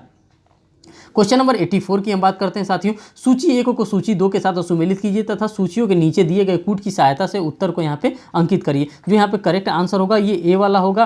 अब ए वाले की बात करते हैं तो अब यहाँ पे एक्सप्लेनेशन देख लेते हैं। जब एक्सप्लेनेशन में हम आते हैं तो यहाँ पे देखिए, प्रतिसिद्ध डिक्री के पक्षकारों का विवाह तथा 2 सपिंडों का विवाह प्रारंभ से ही प्रभावहीन समझा जाता है। मीन्स कि अगर 2 सपिंड हैं, मीन्स कि एक ही पिंड के 2 लोग हैं, जैसे कि इधर फादर का हो गया पिंड, इधर माता का पिंड हो गया, तो अगर इस प्रकार से फादर की तरफ से 5 कुल चलता है और माता की तरफ से 3 कुल चलता है, तो ये इस प्रकार से भी क्वेश्चन आता है कि मीन्स कि लीनियर एसेंडेंट और लीनियर डिसेंडेंट की बात की जा रही है, तो 5 पीढ़ी पिता की तरफ से होता है और 3 पीढ़ी माता की तरफ से होता है। अगर इस प्रकार से सपिंडों में अगर विवाह किया जाता है तो उस विवाह को नहीं माना जाता है। ठीक, अतः इस प्रकार के विवाह शून्य होते हैं। अगर ऐसे भी विवाह किए जाते हैं, अगर कोई जानबूझकर कर लेता है तो उस विवाह को शून्य माना जाता है। नपुंसकता तथा विवाह के समय पत्नी की पिटिशनर के अलावा किसी अन्य व्यक्ति द्वारा गर्भिण होना धारा 12 के अनुसार शून्य समझा जाता है। अगर मान लीजिए कि कोई पुरुष उसका नपुंसक है, अगर किसी दूसरे के द्वारा अगर वो क्या कहती है प्रेग्नेंट हो जाती है, गर्भ धारण कर लेती है, तो इस विवाह को भी क्या माना जाएगा, शून्य करणीय माना जाएगा। यहाँ पे शून्य नहीं माना जाएगा, शून्य करणीय माना जाएगा। शून्य करणीय में शून्य में अंतर होता है दोस्तों। शून्य में ये होता है कि शून्य जो होता है वो शुरुआत से ही शून्य होता है, और शून्य करणीय वो शून्य करणीय होता है जिसमें एक पार्टी के ऑप्शन पे डिपेंड करता है कि क्या इस विवाह को वो मानना चाहता है, उस बच्चे को रखना चाहता है कि नहीं रखना चाहता। एक पार्टी पे जो डिपेंड करता है उसको शून्य करणीय कहते हैं, और जो शुरुआत से ही शून्य होता है उसको शून्य माना जाता है, उसको वॉइड एब इनिशियो के नाम से जाना जाता है। अब यहाँ पे नेक्स्ट क्वेश्चन जो हमारे पास साथियों आ जा रहा है, क्वेश्चन नंबर 85 आ जा रहा है, जो कि हिंदू मैरिज एक्ट से ही आ जा रहा है। और ये क्वेश्चन जो पूछा जा रहा है reason and assertion based question पूछा जाता है। हिंदू विवाह में द्विविवाह शून्य होता है। कथन ए, कारण को देखिए, शून्य विवाह से उत्पन्न शिशु अपने माता पिता का धर्मज शिशु होता है। इसका जो करेक्ट आंसर होगा दोस्तों ये सी वाला इसका करेक्ट आंसर होगा। सी वाले में क्या कह रहा है, सी वाला देखिए यहाँ पे नीचे दे दिया है, मीन्स की ऑप्शन इसका गलत दे दिया है। सी वाला इसका एक्सप्लेनेशन देखिए, हिंदू विधि के अंतर्गत द्विविवाह को शून्य माना जाता है। जो द्विविवाह होता है, जब से हिंदू मैरिज एक्ट आ गया था 1955 का, तब से आपको सिर्फ और सिर्फ पता होना चाहिए कि सिर्फ और सिर्फ एक व्यक्ति, एक हिंदू पुरुष एक ही विवाह कर सकता है, 2 विवाह वो नहीं कर सकता। तो वही बात यहाँ पे कहा गया है, हिंदू विवाह में द्विविवाह शून्य होता है, तो सही बात है, जो हिंदू विवाह होता है वो शून्य माना जाता है। शून्य विवाह से उत्पन्न शिशु माता पिता का धर्मज नहीं होता। अतः कथन ए सही है, किंतु कारण आर जो है इसका गलत है। कथन ए सही है लेकिन कारण आर जो है इसका गलत है, तो ये सी वाला जो इसका करेक्ट आंसर माना गया है। अब बात करते हैं दोस्तों, हमारे पास आ जा रहा है जो नेक्स्ट फैमिली लॉ है वो मुस्लिम लॉ है। देखिए हिंदू लॉ से कितने ज़्यादा क्वेश्चन बन रहे थे 2002 के एग्जामिनेशन में, और कहाँ से क्वेश्चन बन रहे हैं एक बार मैं आपको क्विक रिवीजन करा दे रहा हूँ। देखिए उसमें क्वेश्चन बन रहे हैं सबसे ज़्यादा 13B से क्वेश्चन बन रहे हैं जो म्यूचुअल एग्रीमेंट से हैं। फिर सेक्शन नंबर 5 से वहाँ आपका क्वेश्चन बना है कि कौन कौन से ग्राउंड हो सकते हैं। फिर उसके बाद से जो क्या कहते हैं लीनियर एसेंडेंट से क्वेश्चन बन रहे हैं कि किस पीढ़ी के द्वारा कौन शादी नहीं कर सकता है। तो इसी प्रकार के आप एनालिसिस कर सकते हैं कि कहाँ से हिंदू मैरिज एक्ट में क्वेश्चन बन रहे हैं। और दोस्तों हिंदू मैरिज एक्ट आपके लिए बड़ा ही छोटा ऑप्शन है, और उसको छोटे से एक्ट को आप आसानी से पढ़ सकते हैं, 4-5 बार पढ़ सकते हैं। उसमें से अगर एक भी क्वेश्चन आता है तो वो गलत आपका नहीं होगा। अब बात करते हैं मुस्लिम एक्ट की। देखिए यहाँ पे इसी टाइप के क्वेश्चन पूछे जाते हैं, और यहाँ पे मेरिट भी बहुत कम जाती है, क्योंकि मैंने आपको कल जब मैंने फॉर्म की वैकेंसी के बारे में बताया था, बिग अनाउंसमेंट के नाम से जो मैंने वीडियो बनाया था, उसमें मैंने बताया था कि इनका जो मेरिट गया था जनरल का वो 168 गया था। कब? 2022 में। अब 2023 का जो एग्जामिनेशन ये कंडक्ट करवाएंगे, इसमें 16 पोस्ट के बारे में बात किया जा रहा है। अब इसमें कितने नंबर ऑफ कट ऑफ जाते हैं, अब आप उसको भी एनालिसिस करिएगा, क्योंकि एग्जामिनेशन का ट्रेंड क्या हो रहा है, धीरे धीरे चेंजेस में आ रहे हैं। क्वेश्चन नंबर 86 की बात करते हैं, जो मुस्लिम विधि से बात करता है, मुस्लिम लॉ से बात करता है। कौन मुस्लिम विधि का प्राथमिक स्रोत नहीं है? अब इसमें से कौन जो होता है मुस्लिम विधि का प्राथमिक स्रोत नहीं है? तो कुरान इसका प्राथमिक स्रोत नहीं है, शरिया इसका प्राथमिक स्रोत नहीं है, इजमा इसका प्राथमिक स्रोत नहीं है, हदीस जो होता है मीन्स की जो शरीयत होता है दोस्तों, शरीयत इसका प्राथमिक स्रोत माना जाता है। तो ये तीनों मीन्स कि ए, सी और डी इसका प्राथमिक स्रोत नहीं माना जाता है। जो शरीयत लॉ इनका होता है, जो मुसलमानों में शरीयत होता है, ये इनका प्राथमिक स्रोत कौन सा, मुस्लिम विवाह का प्राथमिक स्रोत नहीं है। तो इसमें जो इसका प्राथमिक स्रोत नहीं है, ये शरीयत लॉ है, इनका ये प्राथमिक स्रोत नहीं है। कुरान इनका प्राथमिक स्रोत है, हदीस इनका प्राथमिक स्रोत है और इजमा इनका प्राथमिक स्रोत माना जाता है। लेकिन जो शरीयत लागू कर दिया जाता है, फतवा जारी कर दिया जाता है, ये इनका प्राथमिक स्रोत नहीं है। दोस्तों सॉरी, जो शुरू में मैंने थोड़ा सा गलत बोल दिया था। क्वेश्चन नंबर इनके इसको देखते हैं, एक्सप्लेनेशन को देखते हैं। मुस्लिम विधि प्राथमिक स्रोत में शरीयत को शामिल नहीं किया गया। मुस्लिम विधि में प्राथमिक स्रोत कुरान है, हदीस है, इजमा है तथा क्यास है। इसी चारों चीज़ों पर डिपेंड करता है, कुरान, हदीस, इजमा और क्यास। ये चारों बात आप लर्न करके रखिएगा। ये मुस्लिम विधि के प्राथमिक स्रोत माने जाते हैं। मीन्स कि सबसे पहले यही चार चीज़ आए थे। फिर मैं एक्सप्लेन कर रहा हूँ, कुरान आया था, हदीस आया था, इजमा आया था, क्यास आया था। जो शरीयत, यहाँ पे शरीयत की बात की जा रही है, ये इसका प्राथमिक स्रोत नहीं माना जाता है। किस में, मुस्लिम एक्ट के अगर हम बात करते हैं। क्वेश्चन नंबर 87 की बात करते हैं, धात्रेय पालन।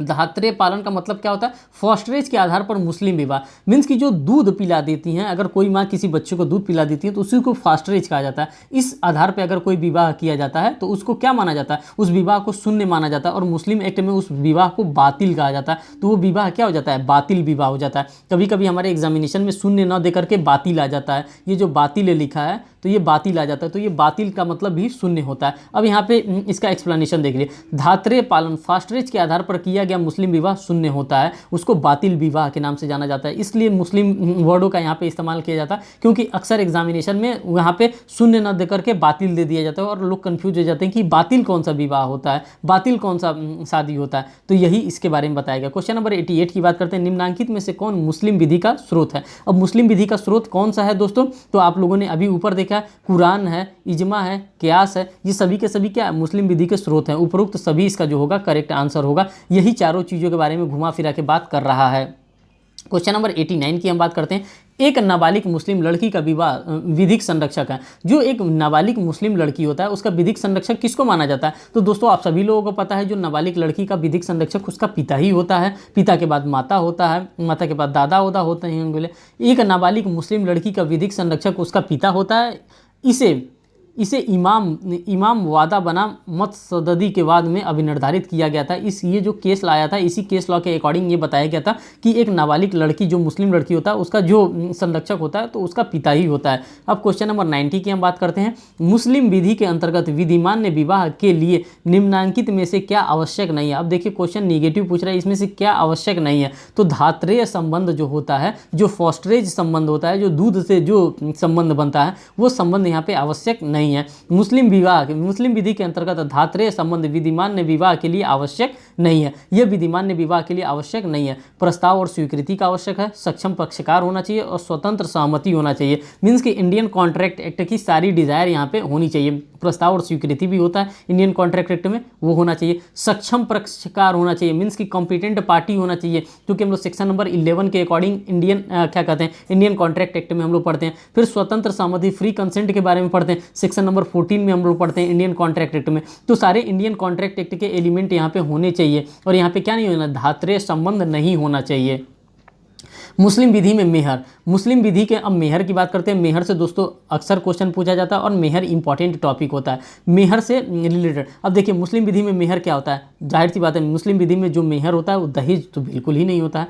पति द्वारा पत्नी के प्रति आदर का कर्तव्य होता है, 100% ये सही बात है। विवाह का प्रतिफल होता है। कंसिडरेशन की बात करते हैं, जो 2D में हम लोग इंडियन कॉन्ट्रैक्ट एक्ट में पढ़ते हैं उसी कंसिडरेशन की बात करते हैं, प्रतिफल की बात करता है। और जो फोर्थ यहाँ पे बात कर रहा है, पत्नी का एक विधिक अधिकार होता है मेहर पाने का। तो ये इसका जो करेक्ट आंसर होगा दोस्तों वो सी वाला यहाँ पे करेक्ट आंसर मार्क किया जाएगा। और मुस्लिम विवाह में मेहर को दहेज नहीं माना गया, अतः मेहर के संबंध में कथन 2, 3 और 4 सही है। तो आप लोगों को समझ में आ गया कि मुस्लिम विवाह जो होता है, जस्टिस महमूद के द्वारा भी कहा गया था कि जो मुस्लिम विवाह होता है वो एक कॉन्ट्रैक्ट होता है, वो एक संविदा होता है। जो हिंदू विवाह होता है वो एक सेक्रामेंट होता है, मीन्स कि वो एक संस्कार होता है। ये हमारे वर्ड नहीं है, ये जस्टिस महमूद साहब थे, उन्हीं के द्वारा ये बात कही गई थी। बात करते हैं क्वेश्चन नंबर 92 की। 92 में क्या करें, तलाक उल बिद्दत। दोस्तों तलाक उल बिद्दत क्या होता है? तलाक उल बिद्दत हम किसको कहते हैं? पूर्ण एवं अप्रतिसंहरणीय तलाक है, इसको तलाक उल बिद्दत के नाम से हम लोग जानते हैं। अगर इसका कोई एक्सप्लेनेशन दिया हो तो एक्सप्लेनेशन देखते हैं, एक्सप्लेनेशन कोई नहीं दिया। नेक्स्ट क्वेश्चन में हम बात करते हैं। देखिए क्वेश्चन नंबर 93 की हम बात करते हैं। भारत में पारिवारिक संबंध में लागू होने वाला कानून है, पारिवारिक संबंध में लागू होने वाला कानून कौन सा है? पक्षकारों की व्यक्तिगत विधि जो होती है यही लागू होता है। ठीक, क्वेश्चन नंबर 94 की बात करते हैं। भारत के संविधान के अंतर्गत पारिवारिक विधि के सभी पहलू आते हैं। कौन कौन से पहलू आते हैं?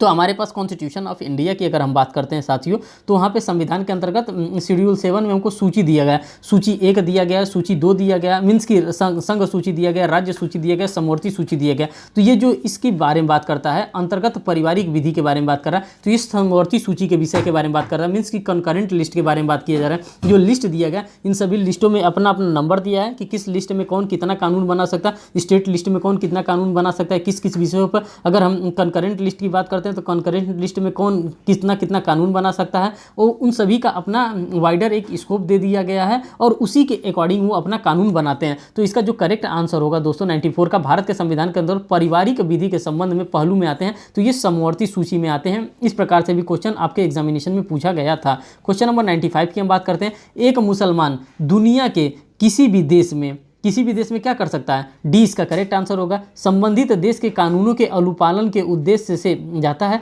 जिसे व्यक्तिगत कानून शामिल है। मीन्स कि किसी भी देश में अगर वो जाता है तो वो कानून के साथ ही जाता है। ऐसा नहीं कि अगर इस देश से जा रहा है तो कानून को छोड़ के जाएगा, नहीं, ऐसा नहीं कर सकता है।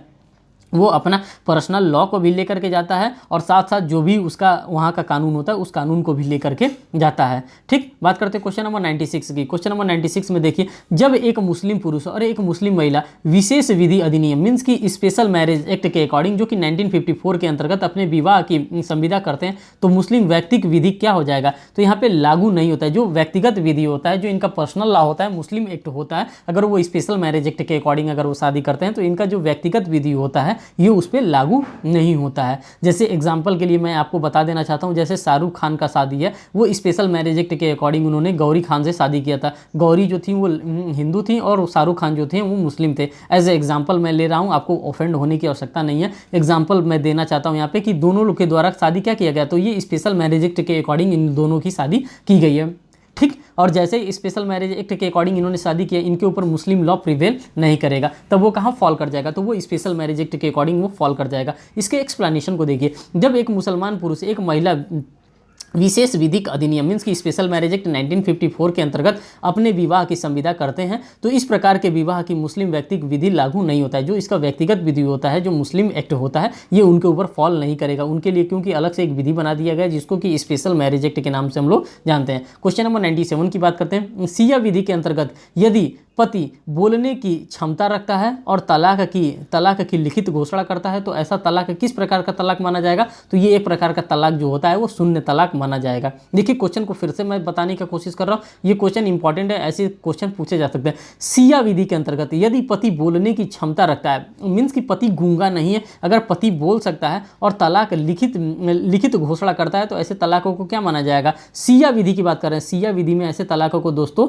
शून्य घोषित किया जाएगा, शून्य होता है। इस प्रकार का अगर वो बोलने में असमर्थ है तो वो बोल करके तलाक दे सकता है, लिख करके वहाँ पे तलाक नहीं देगा। सिया विधि के अकॉर्डिंग ये बात कही जा रही है। दोस्तों जब हम लोग इंडियन एविडेंस एक्ट पढ़ते हैं तो वहाँ पे भी हमको देखने को मिलता है सेक्शन नंबर 119। सेक्शन नंबर 119 में कहा जाता है कि अगर किसी गूंगे व्यक्ति के द्वारा अगर किसी भी प्रकार का अगर कोई एविडेंस देना होता है, अगर वो लिख करके अगर वहाँ पे एविडेंस वो प्रोवाइड करता है, तो उस एविडेंस को क्या माना जाएगा? ओरल माना जाएगा कि रिटन माना जाएगा कि डॉक्यूमेंट्री माना जाएगा? तो दोस्तों आपको वहाँ पर भी लर्न करके रखना पड़ेगा। Section 119 IEA Indian evidence act में उसको भी ओरल डॉक्यूमेंट माना जाएगा, मीन्स की ओरल एविडेंस माना जाएगा। और इसी तरह यहाँ पर भी आप इसको कोरिलेट कर सकते हैं कि बोलने में सक्षम है लेकिन भाई साहब क्या कर रहे हैं? लिख करके दे रहे हैं, तो इनका जो तलाक माना जाएगा सिया विधि के अकॉर्डिंग यहाँ पे शून्य माना जाएगा, यहाँ पे सही नहीं माना जाएगा। तो इसको मैंने इंडियन एविडेंस एक्ट से भी सेक्शन 119 से भी आपको कोरिलेट करा दिया और साथ साथ मैंने सिया विधि से जो मुस्लिम एक्ट है इससे भी मैंने कोरिलेट करके आपको बता दिया। तो एक साथ आप दोनों वाइसे वर्षा आप पढ़ सकते हैं। 119 भी आप याद कर सकते हैं, ये भी आपके एग्जामिनेशन में कंटिन्यूसली क्वेश्चन पूछा जा रहा है। अभी यूपी PCSJ का एग्जामिनेशन हुआ था साथियों, उस एग्जामिनेशन में भी 119 वाला क्वेश्चन पूछा गया था।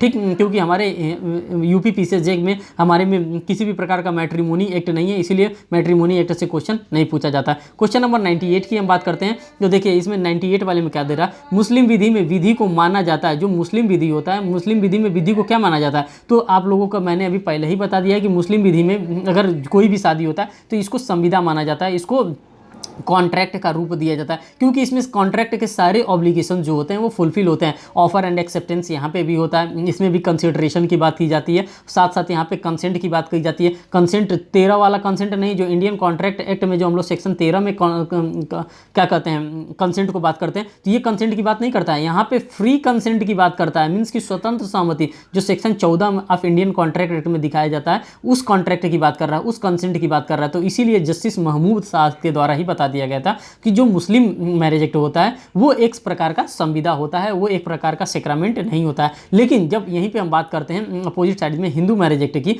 तो हिंदू मैरिज एक्ट का जो विवाह होता है वो दोस्तों आपको सभी को पता होना चाहिए कि वो एक सेक्रामेंट होता है, वो कॉन्ट्रैक्ट नहीं होता है। और मुस्लिम मैरिज एक्ट आपका संविदा होता है, ये इसका करेक्ट आंसर है। अब्दुल कादिर बनाम सलीमा के बाद में अभी निर्धारित किया गया था, ये केस भी बहुत इंपॉर्टेंट है। अब्दुल कादिर बनाम सलीमा, अब्दुल कादिर बनाम सलीमा, अब्दुल कादिर बनाम सलीमा, ये इसका नाम मैं 3-4 बार इसलिए लिया हूँ क्योंकि ये आपके लिए इंपॉर्टेंट है, ऐसा ही क्वेश्चन आता है और हिट कर जाता है। अब्दुल कादिर बनाम सलीमा के बाद में अभी निर्धारित किया गया है कि मुस्लिम विधि के अनुसार किया गया विवाह संस्कार नहीं होता बल्कि संविदा होता है, अतः मुस्लिम विधि के विवाह को एक संविदा माना जाता है। जो मुस्लिम विधि का विवाह होता है उसको संविदा के रूप में देखा जाता है कि वो एक प्रकार का कॉन्ट्रैक्ट वहाँ पे किया जाता है। 99 नंबर का क्वेश्चन देखिए, मुस्लिम विधि के अंतर्गत दान की आवश्यक शर्त है। अगर किसी चीज़ को दान करना है तो उसके लिए आवश्यक शर्त क्या है, तो उपर्युक्त सभी है। दानकर्ता द्वारा दान की घोषणा की जानी चाहिए, दान ग्रहीता द्वारा दान की घोषणा की जानी चाहिए, दान की गई संपत्ति के कब्जे का परिधान यहाँ पे किया जाना चाहिए। क्वेश्चन नंबर 100 की बात करते हैं, वक्फ किया जाता है, वक्फ जो होता है वो किस प्रकार से किया जा सकता है, तो इसका जो करेक्ट आंसर होगा साथियों सी होगा, हिंदू और मुसलमान दोनों के द्वारा वक्फ किया जा सकता है। फिर यहाँ पे हम नेक्स्ट क्वेश्चन देखते हैं दोस्तों, यहाँ पे जो नेक्स्ट क्वेश्चन हमारे पास आ जा रहा है वो साक्ष्य अधिनियम से, मीन्स कि इंडियन एविडेंस एक्ट से रिलेटेड क्वेश्चन आ जा रहा है। अभी आप लोगों ने देखा कि सेक्शन नंबर 60 क्वेश्चन नंबर 63 से लेकर के और हमारे पास 80 मीन्स की 100 नंबर क्वेश्चन तक हमारे पास क्या आया, मात्र हमारे पास फैमिली लॉ से रिलेटेड क्वेश्चन आया। तो आप देख सकते हैं फैमिली लॉ के क्वेश्चन का कितना वेटेज उस टाइम दिया जा रहा था। अभी जब मैं आपके साथ regularly previous year paper solve कराऊंगा तो उसमें आप एनालिसिस खुद भी करेंगे कि हाँ कहाँ से कितने नंबर ऑफ क्वेश्चन पूछे जा रहे हैं। दोस्तों जब आप प्रीवियस ईयर पेपर को एनालिसिस करके जाएंगे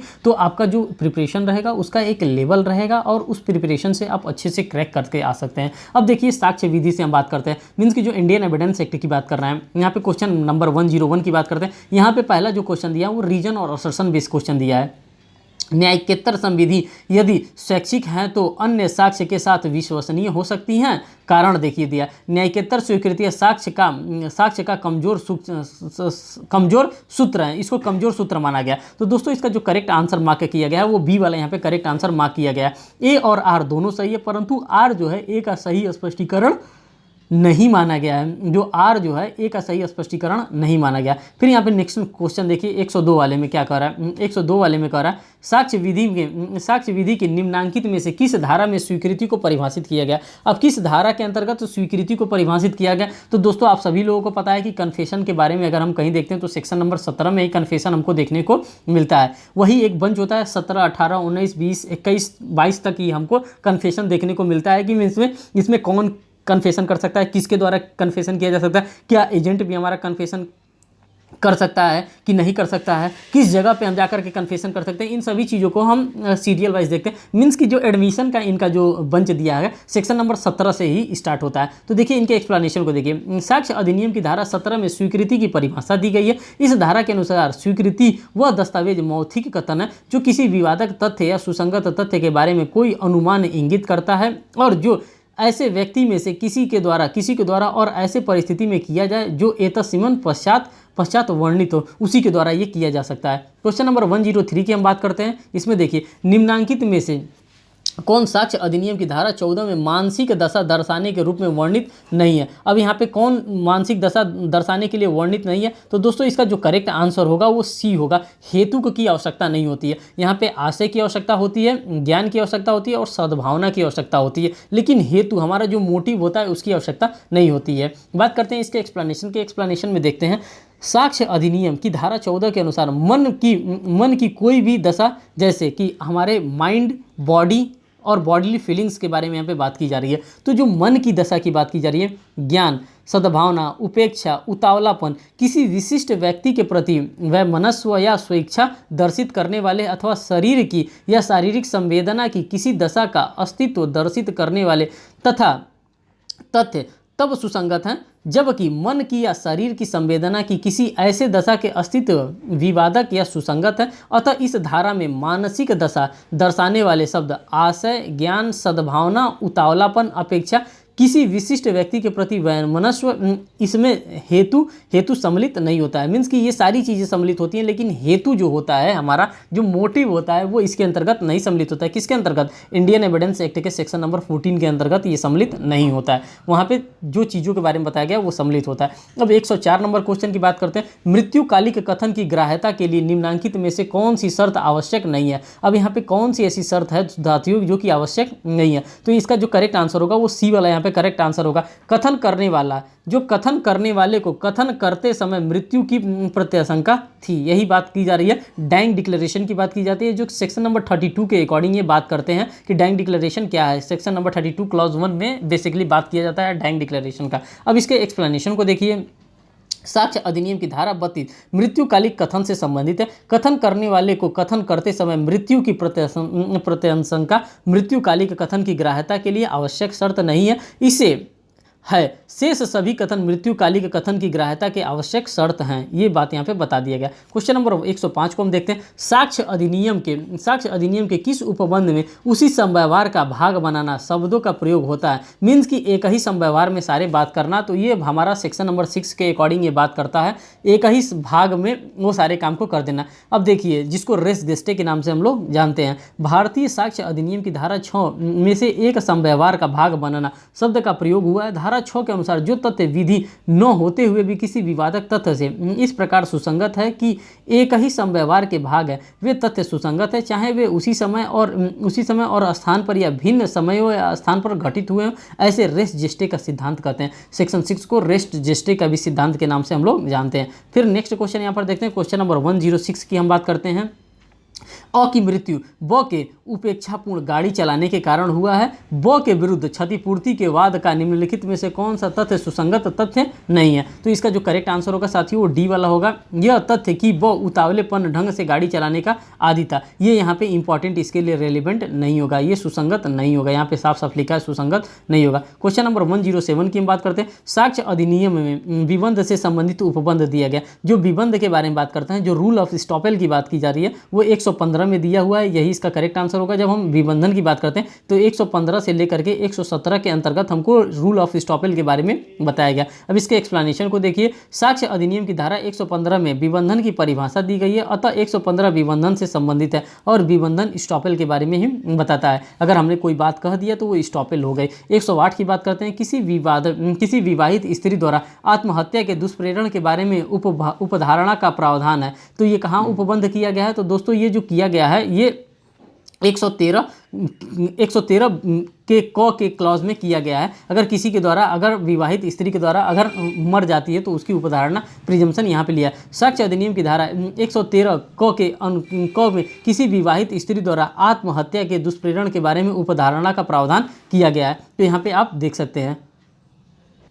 फिर यहाँ पे हम बात करते हैं साथियों 113 बी की अगर हम बात करते हैं तो यहाँ पे डाउरी डेथ के बारे में यहाँ पे बात किया जाता है। ठीक, अब हम नेक्स्ट यहाँ पे क्वेश्चन देखते हैं। 109 की हम बात करते हैं। निम्नलिखित में से कौन सा लोक दस्तावेज नहीं है? अब जो यहाँ पे दस्तावेज दिया है इसमें से किस दस्तावेज को हम लोग लोक दस्तावेज के अंतर्गत नहीं मानते हैं, दस्तावेज नहीं है? तो दोस्तों इसका जो करेक्ट आंसर यहाँ पे मार्क किया जाएगा वो ए वाला इसका करेक्ट आंसर मार्क किया जाएगा। एक अपंजीकृत पारिवारिक बंटवारा जो होता है ये लोक दस्तावेज नहीं होता है, इसको लोक दस्तावेज नहीं माना जाता है। इसके एक्सप्लेनेशन को देखिए। साक्ष्य अधिनियम की धारा 74 दस्तावेज के बारे में उपबंधित करती है। इसमें एक अपंजीकृत पारिवारिक बंटवारा लोक दस्तावेज नहीं होता है। जो परिवार का दस्तावेज होता है, जो परिवार के बंटवारे का दस्तावेज होता है, उसको लोक दस्तावेज के अंतर्गत नहीं शामिल किया गया है। क्वेश्चन नंबर 110 की हम बात करते हैं। भारतीय साक्ष्य अधिनियम की किस धारा में लोक कल्याण की भावना सर्वोच्च विधि है सूत्र को समाहित किया गया है? कौन सा ऐसा सेक्शन है जिसमें समाहित किया गया? तो सेक्शन 123 के अंतर्गत इस बातों को समाहित किया गया। भारतीय साक्ष्य अधिनियम की धारा 123 में यह बात निहित है कि लोक कल्याण की भावना सर्वोच्च विधि है। जो लोक कल्याण की भावना की बात की जा रही है 123 के अकॉर्डिंग, वो एक सर्वोच्च विधि के बारे में बात किया जा रहा है। जहाँ पे बात करता है evidence as a affairs of state के बारे में बात करता है। यहाँ पे प्रिविलेजेस कम्युनिकेशंस के बारे में भी हम लोग बात कर सकते हैं। किसके प्रिविलेजेस कम्युनिकेशन? जो स्टेट का प्रिविलेजेस कम्युनिकेशन होता है, वही चीज की बात हम सेक्शन नंबर 123 में यहाँ पे हम साथियों कर रहे हैं। क्वेश्चन नंबर 111 मीन्स की 111 की हम बात करते हैं। एक तथ्य जिसे न तो साबित किया गया है और न ही न साबित किया गया है, उसे क्या कहा जाता है? उसे कहा जाता है साबित नहीं हुआ है। और ये साबित नहीं हुआ, ये कहाँ हमको देखने के लिए मिलता है? जब हम लोग सेक्शन नंबर 3 पढ़ते हैं दोस्तों, तो वहाँ पे हमको देखने के लिए मिलता है प्रूफ, डिसप्रूफ और नॉट प्रूफ के बारे में वहाँ पे बात की जाती है।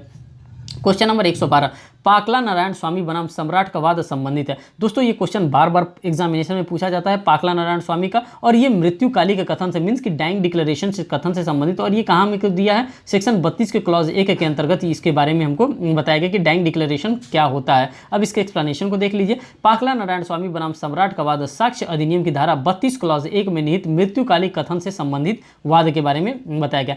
क्वेश्चन नंबर 113 सूची 1 को सूची 2 से सुमेलित कीजिए तथा सूचियों के नीचे दिए गए कूट की सहायता से उत्तर दीजिए। अब यहाँ पे जो कूट दिया गया है, अब कूट के बारे में हम यहाँ पे टाइम नंबर बात करते हुए देख लेते हैं कौन सा इसका सही होगा। तो इसका जो करेक्ट आंसर साथी होगा वो सी वाला करेक्ट आंसर होगा। अब देखिए यहाँ पे साफ साफ बताया साक्ष्य अधिनियम की धारा 7 वे तथ्य जो विधि द्वारा विधि के प्रसंग हेतु परिमाण के संबंधित है। धारा 6 एक समव्यवहार के भाग होने के तथ्य से सुसंगत संबंधित है। धारा 8 कोई तथ्य जो विधि द्वारा तथ्य या सुसंगत, जो किसी भी तथ्य से या सुसंगत हैं तो कार्य की दर्शाती हैं, गठित करता है। सुसंगत धारा 9 सुसंगत तथा अस्पष्ट को क्या करता है? स्पष्टीकरण को पुनः स्थापित करने के लिए यहाँ पे बात करता है। अगर हम सेक्शन नंबर 7 की बात करते हैं तो साथियों से जो ये धारा 7 है, तो धारा 7 में 3 बातों की बात करता है। ओकेजन की बात करता है, कॉज की बात करता है और इफेक्ट की बात करता है। धारा 7 ओकेजन, कॉज और इफेक्ट की बात करता है। धारा 6 की अगर हम बात करते हैं तो दोस्तों आप सभी लोगों को पता है यहाँ पे रेस जस्टिस की बात करता है,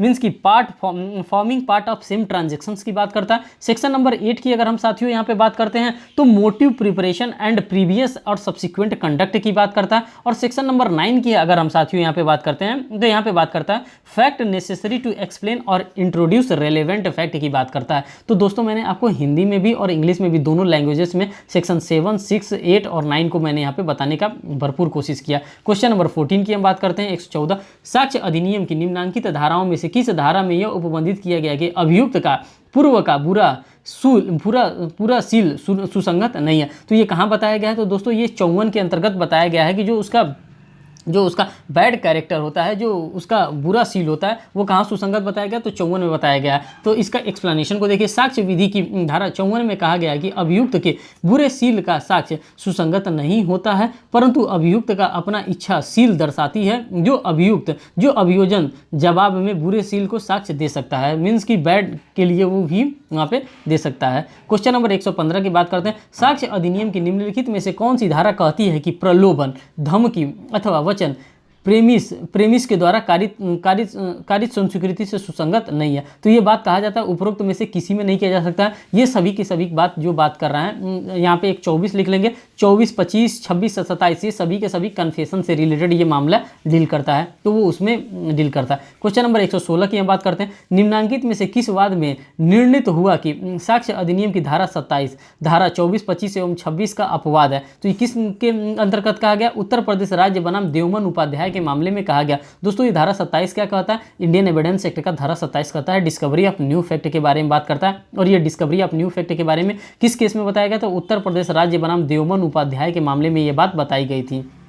ये 24, 25 और 26 का अपवाद होता है। इसलिए अपवाद होता है कि किसी भी व्यक्ति के द्वारा किसी का भी कत्ल किया जाता है और कत्ल करने के बाद कहा जाता है कि साहब मैंने कत्ल किया है, कन्फेस कर लेता है और मुझे पता है कि जिस हथियार से मैंने कत्ल किया है वो कत्ल करने के बाद हथियार मैंने वहीं पे छुपा के रखा है। अगर वो छुपा हुआ हथियार का अगर वो निकाल करके पुलिस ऑफिसर को दिखा देता है तो उसी को सेक्शन 27 के अकॉर्डिंग उसको डिस्कवरी ऑफ न्यू फैक्ट माना जाता है। और इसीलिए सेक्शन नंबर 24, 25 और 26 के वो क्या होता है? विपरीत होता है।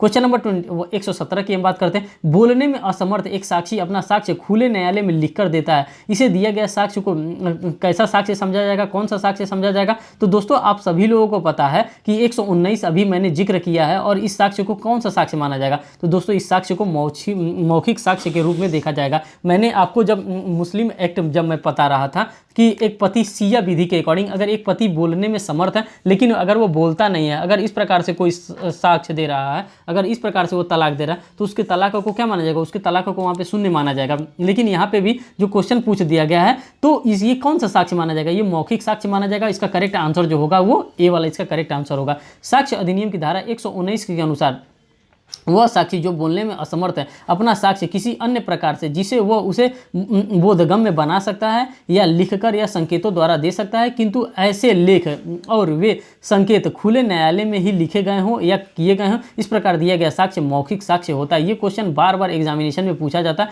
इसीलिए क्वेश्चन हमारे लिए इंपॉर्टेंट है, इसीलिए क्वेश्चन को मैंने पहले ही आपको बता दिया था। अब नेक्स्ट क्वेश्चन की बात करते हैं। कोई प्रश्न जो इस उत्तर को सुझाता है जिसे पूछने वाले व्यक्ति पूछना चाहता है, ऐसे इस प्रकार के आशय के प्रश्न को क्या कहा जाता है? तो दोस्तों आप सभी को पता है इस प्रकार के प्रश्न को सूचक प्रश्न कहा जाता है, और ये कहाँ डिफाइन किया गया है? इंडियन एविडेंस एक्ट के सेक्शन नंबर 141 में ये डिफाइन किया जाता है। अब दोस्तों सूचक प्रश्न क्या होता है? यस नो टाइप का जो प्रश्न होता है उसको सूचक प्रश्न कहा जाता है। जैसे एग्जाम्पल में मैं आपको बताता हूँ, कल आप वहाँ पर खड़े थे, हाँ या ना में आप जवाब दीजिएगा। तो दोस्तों अगर हाँ या ना में जो जवाब लिया जाता है उसी को सूचक प्रश्न के नाम से हम लोग जानते हैं, और यही चीज़ यहाँ पे एक्सप्लेनेशन में यहाँ पे बताई जा रही है। नेक्स्ट क्वेश्चन हम बात करते हैं, सूचक प्रश्न क्या है? सूचक प्रश्न किसको कहते हैं? तो बी इसका करेक्ट आंसर होगा। प्रति परीक्षा में पूछा जा सकता है। सूचक प्रश्न कब पूछा जा सकता है? जब हम लोग प्रति परीक्षा करते हैं उसी समय हम लोग सूचक प्रश्न पूछ लेते हैं। दोस्तों यहाँ पे एक सीक्वेंस दिया गया है कि किस प्रकार से क्रॉस एग्जामिनेशन होता है, री एग्जामिनेशन होता है, इन्हीं सभी चीज़ों के बारे में बात किया जाता है। तो ये जो बात किया जा रहा है ये कब पूछा जा सकता है, कैसे पूछा जा सकता है, उसी के बारे में यहाँ पे बात किया जा रहा है। जब हम लोग 137 हम देखते हैं तो एग्जामिनेशन इन चीफ की बात करता है, क्रॉस एग्जामिनेशन की बात करता है और री एग्जामिनेशन की बात करता है। इसी 3 एग्जामिनेशन की बात करता है सेक्शन नंबर 137 में। और यही पूछा जा रहा है कि जब हम सूचक प्रश्न पूछते हैं, जब लीडिंग क्वेश्चन पूछते हैं सेक्शन नंबर 141 के अकॉर्डिंग, तो प्रति परीक्षा में पूछा जा सकता है। अगर प्रति परीक्षा हम कर रहे हैं तब हम इस क्वेश्चन को पूछा जा सकता है। जब हम कब कर सकते हैं? व्हेन दे में बी आस्क्ड, सेक्शन 143 में ये कहा गया है। क्वेश्चन नंबर 120 की हम बात करते हैं 120 में, निम्नलिखित में से कौन सा कथन सही है? अब इसमें से जो भी कथन दिया है इसमें से कौन सा कथन सही है? तो इसका सी वाला कथन सही है। स्वीकृतियां मौखिक या दस्तावेजिक हो सकती हैं। जो स्वीकृतियां हो सकती हैं वो मौखिक भी हो सकती हैं, दस्तावेजिक भी हो सकती है। अगर हम कन्फेशन की क्या कहते हैं, एडमिशन की बात करते हैं, तो धारा 17 के अंतर्गत एडमिशन के बारे में ऑलरेडी हम लोग आपने को बता दिया है कि एडमिशन कैसे होता है। क्वेश्चन नंबर 121 की बात करते हैं, वे तथ्य जो भले ही विवादक नहीं है, इस प्रकार विवादक तथ्यों से जुड़े होते हैं कि वे एक समव्यवहार का भाग होते हैं, वे तथ्य क्या कहलाते हैं? तो वो संबंध तथ्य और कार्य सिद्धांत के अंतर्गत सुसंगत होते हैं, उनको यही बताया गया है। अब इसके एक्सप्लेनेशन को देख लीजिए। साक्ष्य अधिनियम की धारा 6 में कहा गया है कि जो तथ्य विवादक न होते हुए भी किसी विवादक तथ्य से इस प्रकार संसक्त होते हैं कि वे एक ही समव्यवहार के भाग होते हैं, ऐसे संबंध तथ्य और कार्य सिद्धांत के अंतर्गत सुसंगत होते हैं। इस प्रकार के तथ्य को सुसंगत माना जाता है सेक्शन 6 के अकॉर्डिंग। बात करते हैं क्वेश्चन नंबर 122 की, स्वीकृति और संस्वीकृति में क्या अंतर होता है, क्या चीजें होती हैं? तो इसका जो करेक्ट आंसर होगा दोस्तों वो ए वाला इसका करेक्ट आंसर मार्क किया जाएगा। 1, 2 और 4 इसका करेक्ट आंसर होगा। 1 में अनुश्रुत साक्ष्य के अपवाद हैं, अनुश्रुत साक्ष्य के भाग हैं, और 4 में क्या कर रहा है? सबूत पर साक्ष्य में सम्मिलित किए जा सकते हैं। तो ये इसका जो होगा तीनों करेक्ट आंसर यहाँ पे होगा। ठीक, अब हम बात करते हैं आपराधिक प्रक्रिया संहिता की, मीन्स की जो आपराधिक प्रक्रिया संहिता। तो दोस्तों आप देख सकते हैं कहाँ से कितने नंबर ऑफ क्वेश्चन पूछे जा रहे हैं। सबसे पहले मैंने TPA को देखा, ट्रांसफर ऑफ प्रॉपर्टी एक्ट को, फिर मैंने मैरिज एक्ट को देखा, हिंदू मैरिज एक्ट को भी, मुस्लिम मैरिज एक्ट को भी देखा, फिर साथ साथ हम लोगों ने अभी इंडियन एविडेंस एक्ट को भी देख लिया। अब आपराधिक प्रक्रिया संहिता आ रहा है। अब इसमें से कौन कौन से क्वेश्चन पूछे जा रहे हैं जो हमारे एग्जामिनेशन पॉइंट ऑफ व्यू से इंपॉर्टेंट होगा। सत्र न्यायालय दोष सिद्धि के विरुद्ध अपीलीय शक्ति का प्रयोग दंड प्रक्रिया संहिता की किस धारा के अंतर्गत प्रयोग कर सकता है? जो अपीलीय शक्ति का प्रयोग होता है वो किस धारा के अंतर्गत प्रयोग कर सकता है? तो इसका जो करेक्ट आंसर होगा साथियों वो सी वाला करेक्ट आंसर होगा। धारा 374 के अंतर्गत वो प्रयोग कर सकता है। दंड प्रक्रिया संहिता 1973 की धारा 374 के अंतर्गत दोष सिद्धि के विरुद्ध अपील का उपबंध के बारे में यहाँ पे बताया गया कि अगर किसी भी प्रकार का दोष सिद्धि होता है तो उसका अपील हम कैसे कर सकते हैं। अब क्वेश्चन नंबर 124 की हम बात करते हैं। यहाँ पे क्या कह रहा है? दंड प्रक्रिया संहिता की किस धारा के अंतर्गत फरार व्यक्ति की संपत्ति की कुर्की का आदेश उद्घोषणा जारी किए जाने के पश्चात किसी भी समय दिया जा सकता है। तो ये किसके अंतर्गत दिया जा सकता है? तो दोस्तों आप सभी को पता है कि धारा 83 के अंतर्गत इसके बारे में बताया जा सकता है। ठीक, अब यहाँ पे एक्सप्लेनेशन देख लीजिए। दंड प्रक्रिया संहिता की धारा 83 के खंड 1 में कहा गया है कि धारा 82 के अधीन उद्घोषणा जारी करने वाले न्यायालय ऐसे कारणों से जो लेखबद्ध किए जाएंगे उद्घोषणा किए जाने के पश्चात किसी भी समय उद्घोषित व्यक्ति को जंगम या स्थावर संपत्ति अथवा दोनों प्रकार के किसी भी संपत्ति की कुर्की का आदेश दे सकता है। तो आप लोगों ने ये भी देख लिया। फिर यहाँ पे हम नेक्स्ट क्वेश्चन देखते हैं। जो नेक्स्ट क्वेश्चन हमारा आ जा रहा है, क्वेश्चन नंबर 125 आ जा रहा है यहाँ पे। अब इसमें क्या बात कर रहा है? दंड प्रक्रिया संहिता की कौन सी धारा में उपबंध करती है कि सूत्र न्यायालय द्वारा पारित मृत्यु दंडादेश को निष्पादित करने से पूर्व उच्च न्यायालय द्वारा पुष्टि कराना आवश्यक होता है। अगर किसी भी कोर्ट के द्वारा, अगर किसी भी डिस्ट्रिक्ट कोर्ट के द्वारा कोई भी निर्णय पास किया गया, अगर मृत्यु का दंड दिया गया, तो उसे किससे पुष्टि कराना अनिवार्य होता है? तो उसे हाईकोर्ट से पुष्टि कराना अनिवार्य होता है। और ये बात बताई कहाँ गई है दोस्तों? ये सीआरपीसी के अंतर्गत धारा 366 के अंतर्गत ये बात बताई गई है। अब इसके एक्सप्लेनेशन को देखिए। दंड प्रक्रिया संहिता की धारा 366 सब क्लॉज 1 में कहा गया है कि जब सेशन न्यायालय मृत्यु दंडादेश देता है, जब सेशन कोर्ट जो होता है, सेशन जज के द्वारा जब मृत्यु का दंडादेश दिया जाता है, तब कार्यवाही उच्च न्यायालय को प्रस्तुत की जाएगी। दंड तब तक निष्पादित नहीं किया जाएगा जब तक कि उच्च न्यायालय द्वारा पुष्टि न कर दी जाए। जब तक अगर हाईकोर्ट के द्वारा पुष्टि नहीं किया जाता तब तक उसके दंड का एग्जीक्यूशन नहीं किया जा सकता है। किस दंड का? सेशन कोर्ट के द्वारा अगर मृत्यु दंड का आदेश दे दिया गया है तो धारा 366 आपके लिए इंपॉर्टेंट है। धारा 366 के अंतर्गत ही क्या होता है? वहाँ पे जांच होता है। कहाँ पे? हाई कोर्ट में, उस स्टेट के हाई कोर्ट में। क्वेश्चन नंबर 126 की बात करते हैं। जब सत्र न्यायाधीश अथवा उच्च न्यायालय अपनी अधिकारिता के अधीन किसी अवर दंड न्यायालय के समक्ष किसी कार्यवाही के अभिलेखों को परीक्षण करने हेतु मांग करते हैं तो उसे क्या कहा जा सकता है? तो उसे पुनरीक्षण कहा जा सकता है। इसका जो करेक्ट आंसर होगा वो सी वाला इसका पुनरीक्षण होगा। अब इसके एक्सप्लेनेशन को देखते हैं साथियों। दंड प्रक्रिया संहिता की धारा 397 पुनरीक्षण के लिए उच्च न्यायालय या सेशन न्यायालय को अपनी स्थानीय अधिकारिता के अंतर्गत किसी मांगों को लेकर अपराधीकृत करती है। उसी के बारे में यहाँ पे बात किया जा रहा है। क्वेश्चन नंबर 127 की हम बात करते हैं साथियों। किसी मामले का विचारण समाप्त होने के पश्चात निम्न में से कौन सा आदेश पारित किया जा सकता है? तो यहाँ पे डी वाला इसका करेक्ट आंसर होगा। या तो दोष मुक्ति या दोष सिद्धि का आदेश यहाँ पे पारित किया जा सकता है। क्वेश्चन नंबर 128 की हम बात करते हैं। प्रथम सूचना इत्तिला रिपोर्ट क्या होता है? जिसको हम लोग फर्स्ट इन्फॉर्मेशन रिपोर्ट कहते हैं, जो कि सेक्शन नंबर 154 में हम दिया जाता है, जिसको कि एफआईआर हम लोग दर्ज करवाते हैं, फर्स्ट इन्फॉर्मेशन रिपोर्ट। और सेक्शन नंबर 155 की हम बात करते हैं तो दोस्तों यहाँ पे हम एनसीआर कराते हैं, नॉन कॉग्निजेबल रजिस्टर हम यहाँ पे कराते हैं। तो इसका जो करेक्ट आंसर होगा, जो प्रथम सूचना रिपोर्ट प्रथम दृष्टया संज्ञेय अपराध से संबंधित होता है। अब देखिए इसके एक्सप्लेनेशन को देख लीजिए। दंड प्रक्रिया संहिता की धारा 154 के अधीन कोई इत्तिला केवल तभी प्रथम इत्तिला रिपोर्ट की कोटि में आती है जब वो किसी भी संज्ञेय अपराध के गठित होने से संबंधित होती है। ऐसी इत्तला संदिग्ध नहीं होनी चाहिए, वरन उसे स्पष्ट होना चाहिए कि पुलिस उसके आधार पर अन्वेषण का कब प्रारंभ कर सकता है। उसी के बारे में यहाँ पे बताया गया। क्वेश्चन नंबर 129 की हम बात करते हैं। दंड प्रक्रिया संहिता की किस धारा के अधीन किसी व्यक्ति को जिसे अपनी गिरफ्तारी की आशंका है अग्रिम जमानत मंजूर करा सकता है? तो अग्रिम जमानत के लिए 438 ही लगता है, 438 के अंतर्गत ही वो अग्रिम जमानत ले सकते हैं। अब देखिए दंड प्रक्रिया संहिता की धारा 438 का उद्देश्य गिरफ्तारी की आशंका करने वाले व्यक्तियों की अग्रिम जमानत का उपबंध कराती है और ऐसे जमानत मंजूर करने के लिए निर्देश देने में निमित्त उच्च न्यायालय या सेशन न्यायालय में सशक्त करना होता अनिवार्य है। और ये 438 के अंतर्गत ही कराया जाता है। अब नेक्स्ट क्वेश्चन देखते हैं 130 में। निम्नलिखित में से कौन सा संयोजन सुमेलित है? अब कौन सा संयोजन यहाँ पे है जो उसकी सुमेलित है? तो दोस्तों इसका डी वाला सही सुमेलित है। डी वाला इसका सही सुमेलित यहाँ पे माना गया। अब इसके एक्सप्लेनेशन को यहाँ पर देख लेते हैं। अब देखिए नेक्स्ट क्वेश्चन यहाँ पर देखते हैं। क्वेश्चन नंबर 131 रीजन और असर्शन बेस्ड क्वेश्चन पूछा गया। दंड विधि का उद्देश्य अपराधों को रोकना है। जो दंड विधि का उद्देश्य होता है वो अपराध को रोकना है। कारण इसका क्या होता है? कुछ परिस्थितियों में एक प्राइवेट व्यक्ति भी दूसरे व्यक्ति को गिरफ्तार कर सकता है। तो इसका जो करेक्ट आंसर होगा साथियों, ए वाला करेक्ट आंसर होगा। ए और आर दोनों सही है और आर ए का सही स्पष्टीकरण करता है। तो यहाँ पर आपने इसको देख लिया। अब नेक्स्ट क्वेश्चन 132 हम देखते हैं यहाँ पे। फिर यहाँ पे हम नेक्स्ट क्वेश्चन 132 देखते हैं। यहाँ पे दिया है 2 वर्ष से अधिक के कारावास से दंडनीय अपराध का संबंध किससे होता है? तो दोस्तों तो 2 वर्ष से दंडनीय अपराध का वारंट मामलों से ये संबंधित होता है।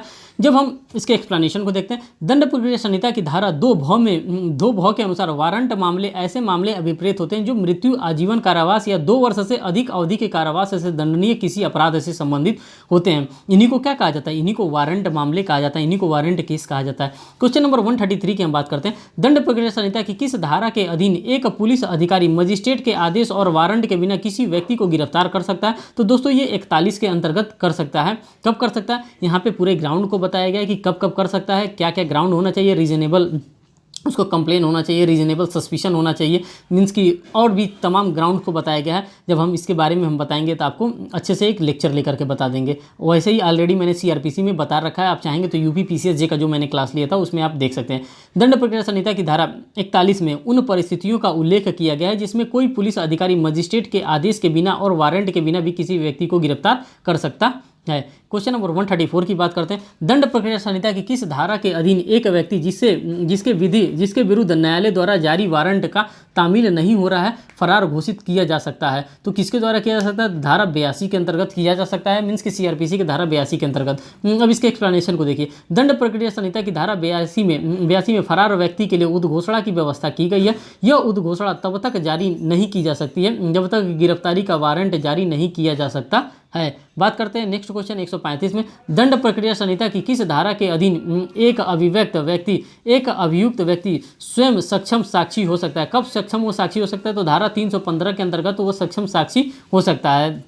अब एक सेकंड एक्सप्लेनेशन को देखिए। दंड प्रक्रिया संहिता की धारा 315 क्लॉज 1 में कहा गया है कि कोई व्यक्ति जो किसी अपराध के लिए किसी दंड न्यायालय के समक्ष अभियुक्त है प्रतिरक्षा के लिए स्वयं सक्षम साक्षी हो सकता है। तो ये बताया गया, कहाँ बताया गया? 315 के क्लॉज 1 के अकॉर्डिंग ये बात बताई गई है। क्वेश्चन नंबर 136 को हम देखते हैं। निम्नलिखित में से कौन दंड प्रक्रिया संहिता की धारा 164 के अधीन संस्वीकृति अथवा अभिलिखित करने हेतु प्राधिकृत है? तो दोस्तों इसका करेक्ट आंसर जो होगा वो सी होगा। न्यायिक मजिस्ट्रेट के बारे में यहाँ पे बात किया जा रहा है। दंड प्रक्रिया संहिता की धारा 164 क्लॉज 1 के अनुसार कोई महानगर मजिस्ट्रेट या न्यायिक मजिस्ट्रेट चाहे उस मामले में अधिकारिता हो या न हो, इस अध्याय के अधीन या तत्समय प्रवृत्त किसी अन्य विधि के अधीन किसी अन्वेषण के दौरान या पश्चात जांच या विचारण होने के पूर्व किसी समय अपने से की गई कोई संस्वीकृति या कथन को अभिलिखित कर सकता है। ये कहाँ पे बताया गया है? धारा 164 सीआरपीसी के अंतर्गत इस बात को बताया गया है, इसके एक्सप्लेनेशन के अकॉर्डिंग। बात करते हैं क्वेश्चन नंबर 137 की। दंड प्रक्रिया संहिता की किस धारा 482 के अधीन अंतर्निहित शक्तियों का प्रयोग किया जा सकता है?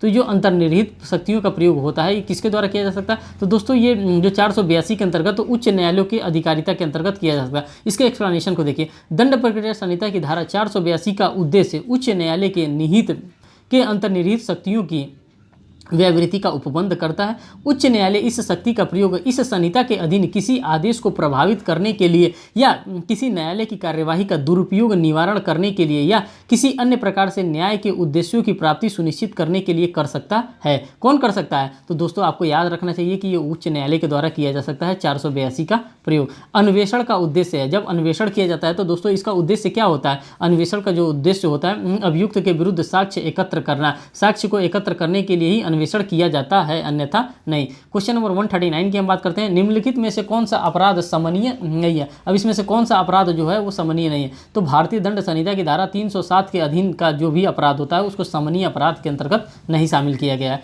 क्वेश्चन नंबर 140 की हम बात करते हैं। किसी अचल संपत्ति के कब्जा संबंधी विवाद का निर्णय निम्न के द्वारा दिया गया है? तो दोस्तों इसका जो करेक्ट आंसर होगा वो बी वाला करेक्ट आंसर होगा। कार्यपालक मजिस्ट्रेट के द्वारा वो दिया जा सकता है। क्वेश्चन नंबर 141 की हम बात करते हैं। दंड प्रक्रिया संहिता की धारा 304 किससे संबंधित है? तो देखिए कहां कहां से क्वेश्चन पूछ रहा है। दंड प्रक्रिया 304, तो ये बी इसका करेक्ट आंसर होगा। राज्य के खर्चे पर अभियुक्त को विधिक सहायता प्रदान करता है, उसी से ये संबंधित है। अब इसके एक्सप्लेनेशन को देखिए। दंड प्रक्रिया संहिता की धारा 304 का उद्देश्य कुछ मामलों में अभियुक्त को राज्य के खर्चे पर विधिक सहायता प्रदान करने की व्यवस्था करता है। और ये विधिक सहायता हमारे कॉन्स्टिट्यूशन ऑफ इंडिया में आर्टिकल 39A में भी बताया गया है, जिसमें कि हम लोग फ्री लीगल एड के बारे में हम लोग इसको जानते हैं। ठीक, बात करते हैं क्वेश्चन नंबर 142 की। 142 में क्या रहा है? दंड प्रक्रिया संहिता के अधीन संक्षिप्त विचारण की प्रक्रिया किस धारा में दी गई है? अब जो संक्षिप्त विचारण होता है, जो समरी ट्रायल होता है, ये कहाँ से कहाँ तक दिया गया? तो 260 से लेकर के 265 के अंतर्गत जो संक्षिप्त विचारण होता है, समरी ट्रायल होता है, उसी के बारे में दोस्तों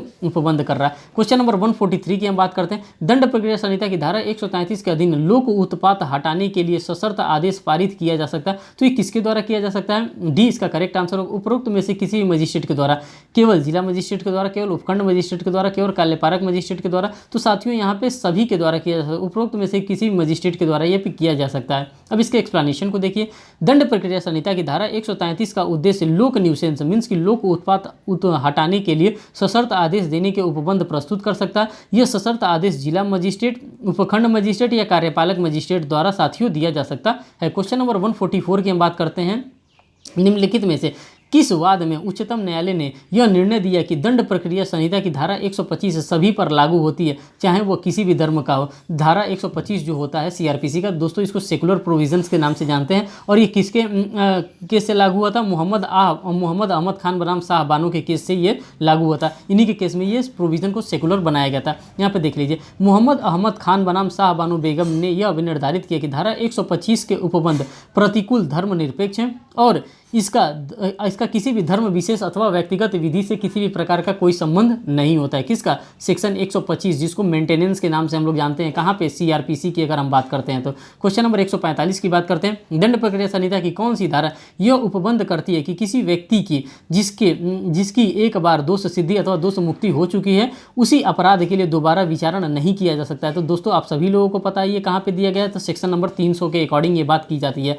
ये सीआरपीसी में भी बात की जा रहा है, और हम सीपीसी की बात करते हैं तो सेक्शन नंबर 11 की बात करते जाती है, और एविडेंस एक्ट की बात करते हैं तो सेक्शन नंबर 40 के अंतर्गत ये बात की जाती है। तो तीनों जगह को आप लोगों ने देख लिया कि यहाँ पे डबल जियोपार्डी की बात की जा रही है। सेक्शन 11 सीपीसी, सेक्शन 300 सीआरपीसी आपका, और सेक्शन 40 जो हो गया आपका इंडियन एविडेंस एक्ट में डबल जियोपार्डी की बात की जा रही है। क्वेश्चन नंबर यहाँ पे देखिए 146 की बात करते हैं। द्वितीय श्रेणी के मजिस्ट्रेट के न्यायालय द्वारा निम्न में से कौन सा दंडादेश पारित किया जा सकता है? तो दोस्तों आप सभी को पता है 1 वर्ष से अधिक अवधि के कारावास का दंड नहीं पारित किया जा सकता, इससे ज़्यादा वो नहीं पारित कर सकते हैं। अब इसके एक्सप्लेनेशन को देख लीजिए। दंड प्रक्रिया संहिता की धारा 29 के खंड 3 में कहा गया है कि द्वितीय श्रेणी का मजिस्ट्रेट का न्यायालय 1 वर्ष से अधिक अवधि के कारावास के लिए 1000 रुपये तक के अधिक जुर्माने का या दोनों का दंडादेश दे सकता है, इसके अलावा वो नहीं दे सकता। क्वेश्चन नंबर 147 की बात करते हैं। दंड प्रक्रिया संहिता की धारा 321 के अंतर्गत कौन किसी मामले में अभियोजन को वापस ले सकता है? अब कौन होता है जो कि अभियोजन को वापस ले सकता है? तो दोस्तों इसका करेक्ट आंसर जो होता है वो बी होगा। किसी मामले के भार साधक लोक अभियोजक न्यायालय की सम्मति से उस मामले को वापस ले सकता है। अब इसके एक्सप्लेनेशन को देखिए। दंड प्रक्रिया संहिता की धारा 321 के अनुसार किसी मामले का भार साधक कोई लोक अभियोजक या सहायक लोक अभियोजक निर्णय सुनाए जाने के पूर्व किसी समय, देखिए निर्णय सुनाए जाने के पूर्व किसी भी समय व्यक्ति के अभियोजन का या तो साधारणतः या उन अपराधों में से किसी एक या अधिक के बारे में जिनके लिए इन व्यक्तियों का विचारण किया जा रहा है, न्यायालय की सम्मति से वापस ले सकता है। इसी के बारे में यहाँ पे बताया गया। क्वेश्चन नंबर 148 की हम बात करते हैं। गलत उत्तर बताइए। दंड प्रक्रिया संहिता के अधीन कौन सा यहाँ पे गलत उत्तर है? तो दोस्तों इसका गलत उत्तर की अगर हम बात करते हैं तो सी वाला इसका गलत उत्तर होगा। जांच आरोप विचारण करने के पूर्व की जाती है, यही इसका गलत आंसर होगा, सी वाला। क्वेश्चन नंबर 149 की हम बात करते हैं। मुख्य न्यायिक मजिस्ट्रेट कौन सा दंडादेश पारित कर सकता है? तो दोस्तों जो मुख्य न्यायिक मजिस्ट्रेट होता है 7 वर्ष से अधिक कारावास का दंडादेश यहाँ पे पारित कर सकता है। इसके एक्सप्लेनेशन को देखिए। दंड प्रक्रिया संहिता की धारा 29 खंड 1 के अनुसार मुख्य न्यायिक मजिस्ट्रेट का न्यायालय मृत्यु या आजीवन कारावास या 7 वर्ष से अधिक अवधि के लिए कारावास का दंडादेश के सिवा कोई भी दंडादेश दे सकता है जो विधि द्वारा प्राधिकृत हो। अगर विधि के द्वारा कोई भी दंडादेश पारित किया गया तो वो दंड दे सकता है। क्वेश्चन नंबर 150 की बात करते हैं। दंड प्रक्रिया संहिता 1973 कब से प्रवृत्त हुआ था? तो साथियों आप सभी लोगों को इसके बारे में पता है कि कब से प्रवृत्त हुआ था। अब इसके एक्सप्लेनेशन को हम यहाँ पर देखते हैं। हमारी दंड प्रक्रिया संबंधी विधिक रूप से 1 अप्रैल 1974 को ये प्रारंभ हुआ था। मीन्स कि 1 अप्रैल 1974 से ये लागू हुआ था। अब नेक्स्ट क्वेश्चन 151 नंबर क्वेश्चन की हम बात करते हैं। दंड प्रक्रिया संहिता की किस धारा के अधीन साक्षी की भावभीगी को अभिलिखित करने का उपबंध किया गया है? तो धारा 280 के अंतर्गत इसको कहा गया है। अब इसके एक्सप्लेनेशन को देख लीजिए। दंड प्रक्रिया संहिता की धारा 280 साक्षी की भाव भंगिमा के बारे में टिप्पणी के संबंध के बारे में यहाँ पे बताया गया है। क्वेश्चन नंबर 152 की हम बात करते हैं। लोक सेवक के अभियोजन से संबंधित उपबंध है। तो दोस्तों ये कहाँ बताया गया? तो ये दंड प्रक्रिया संहिता की धारा 197 के अंतर्गत 197 के अंतर्गत बताया गया। अब इसके एक्सप्लेनेशन को हम देखते हैं। दंड प्रक्रिया की संहिता धारा 197 लोक सेवक के अभियोजन से संबंध में संबंधित है। इस धारा का उद्देश्य न्यायाधीश और लोक सेवक के विरुद्ध अभियोजन पर अपराध का संज्ञान करने की शक्ति पर निर्धारित करती है। दोस्तों इसी से संबंधित है। दोस्तों 152 क्वेश्चन मैंने यहाँ पे करा दिया। अब इसके बाद से जो नेक्स्ट क्वेश्चन होगा हम नेक्स्ट सेशन में बहुत ही जल्दी लेने वाले हैं। दोस्तों ये सेशन बहुत बड़ा हो जा रहा है, इसीलिए इस सेशन को यहाँ पे रोकते हैं। बहुत बहुत धन्यवाद दोस्तों।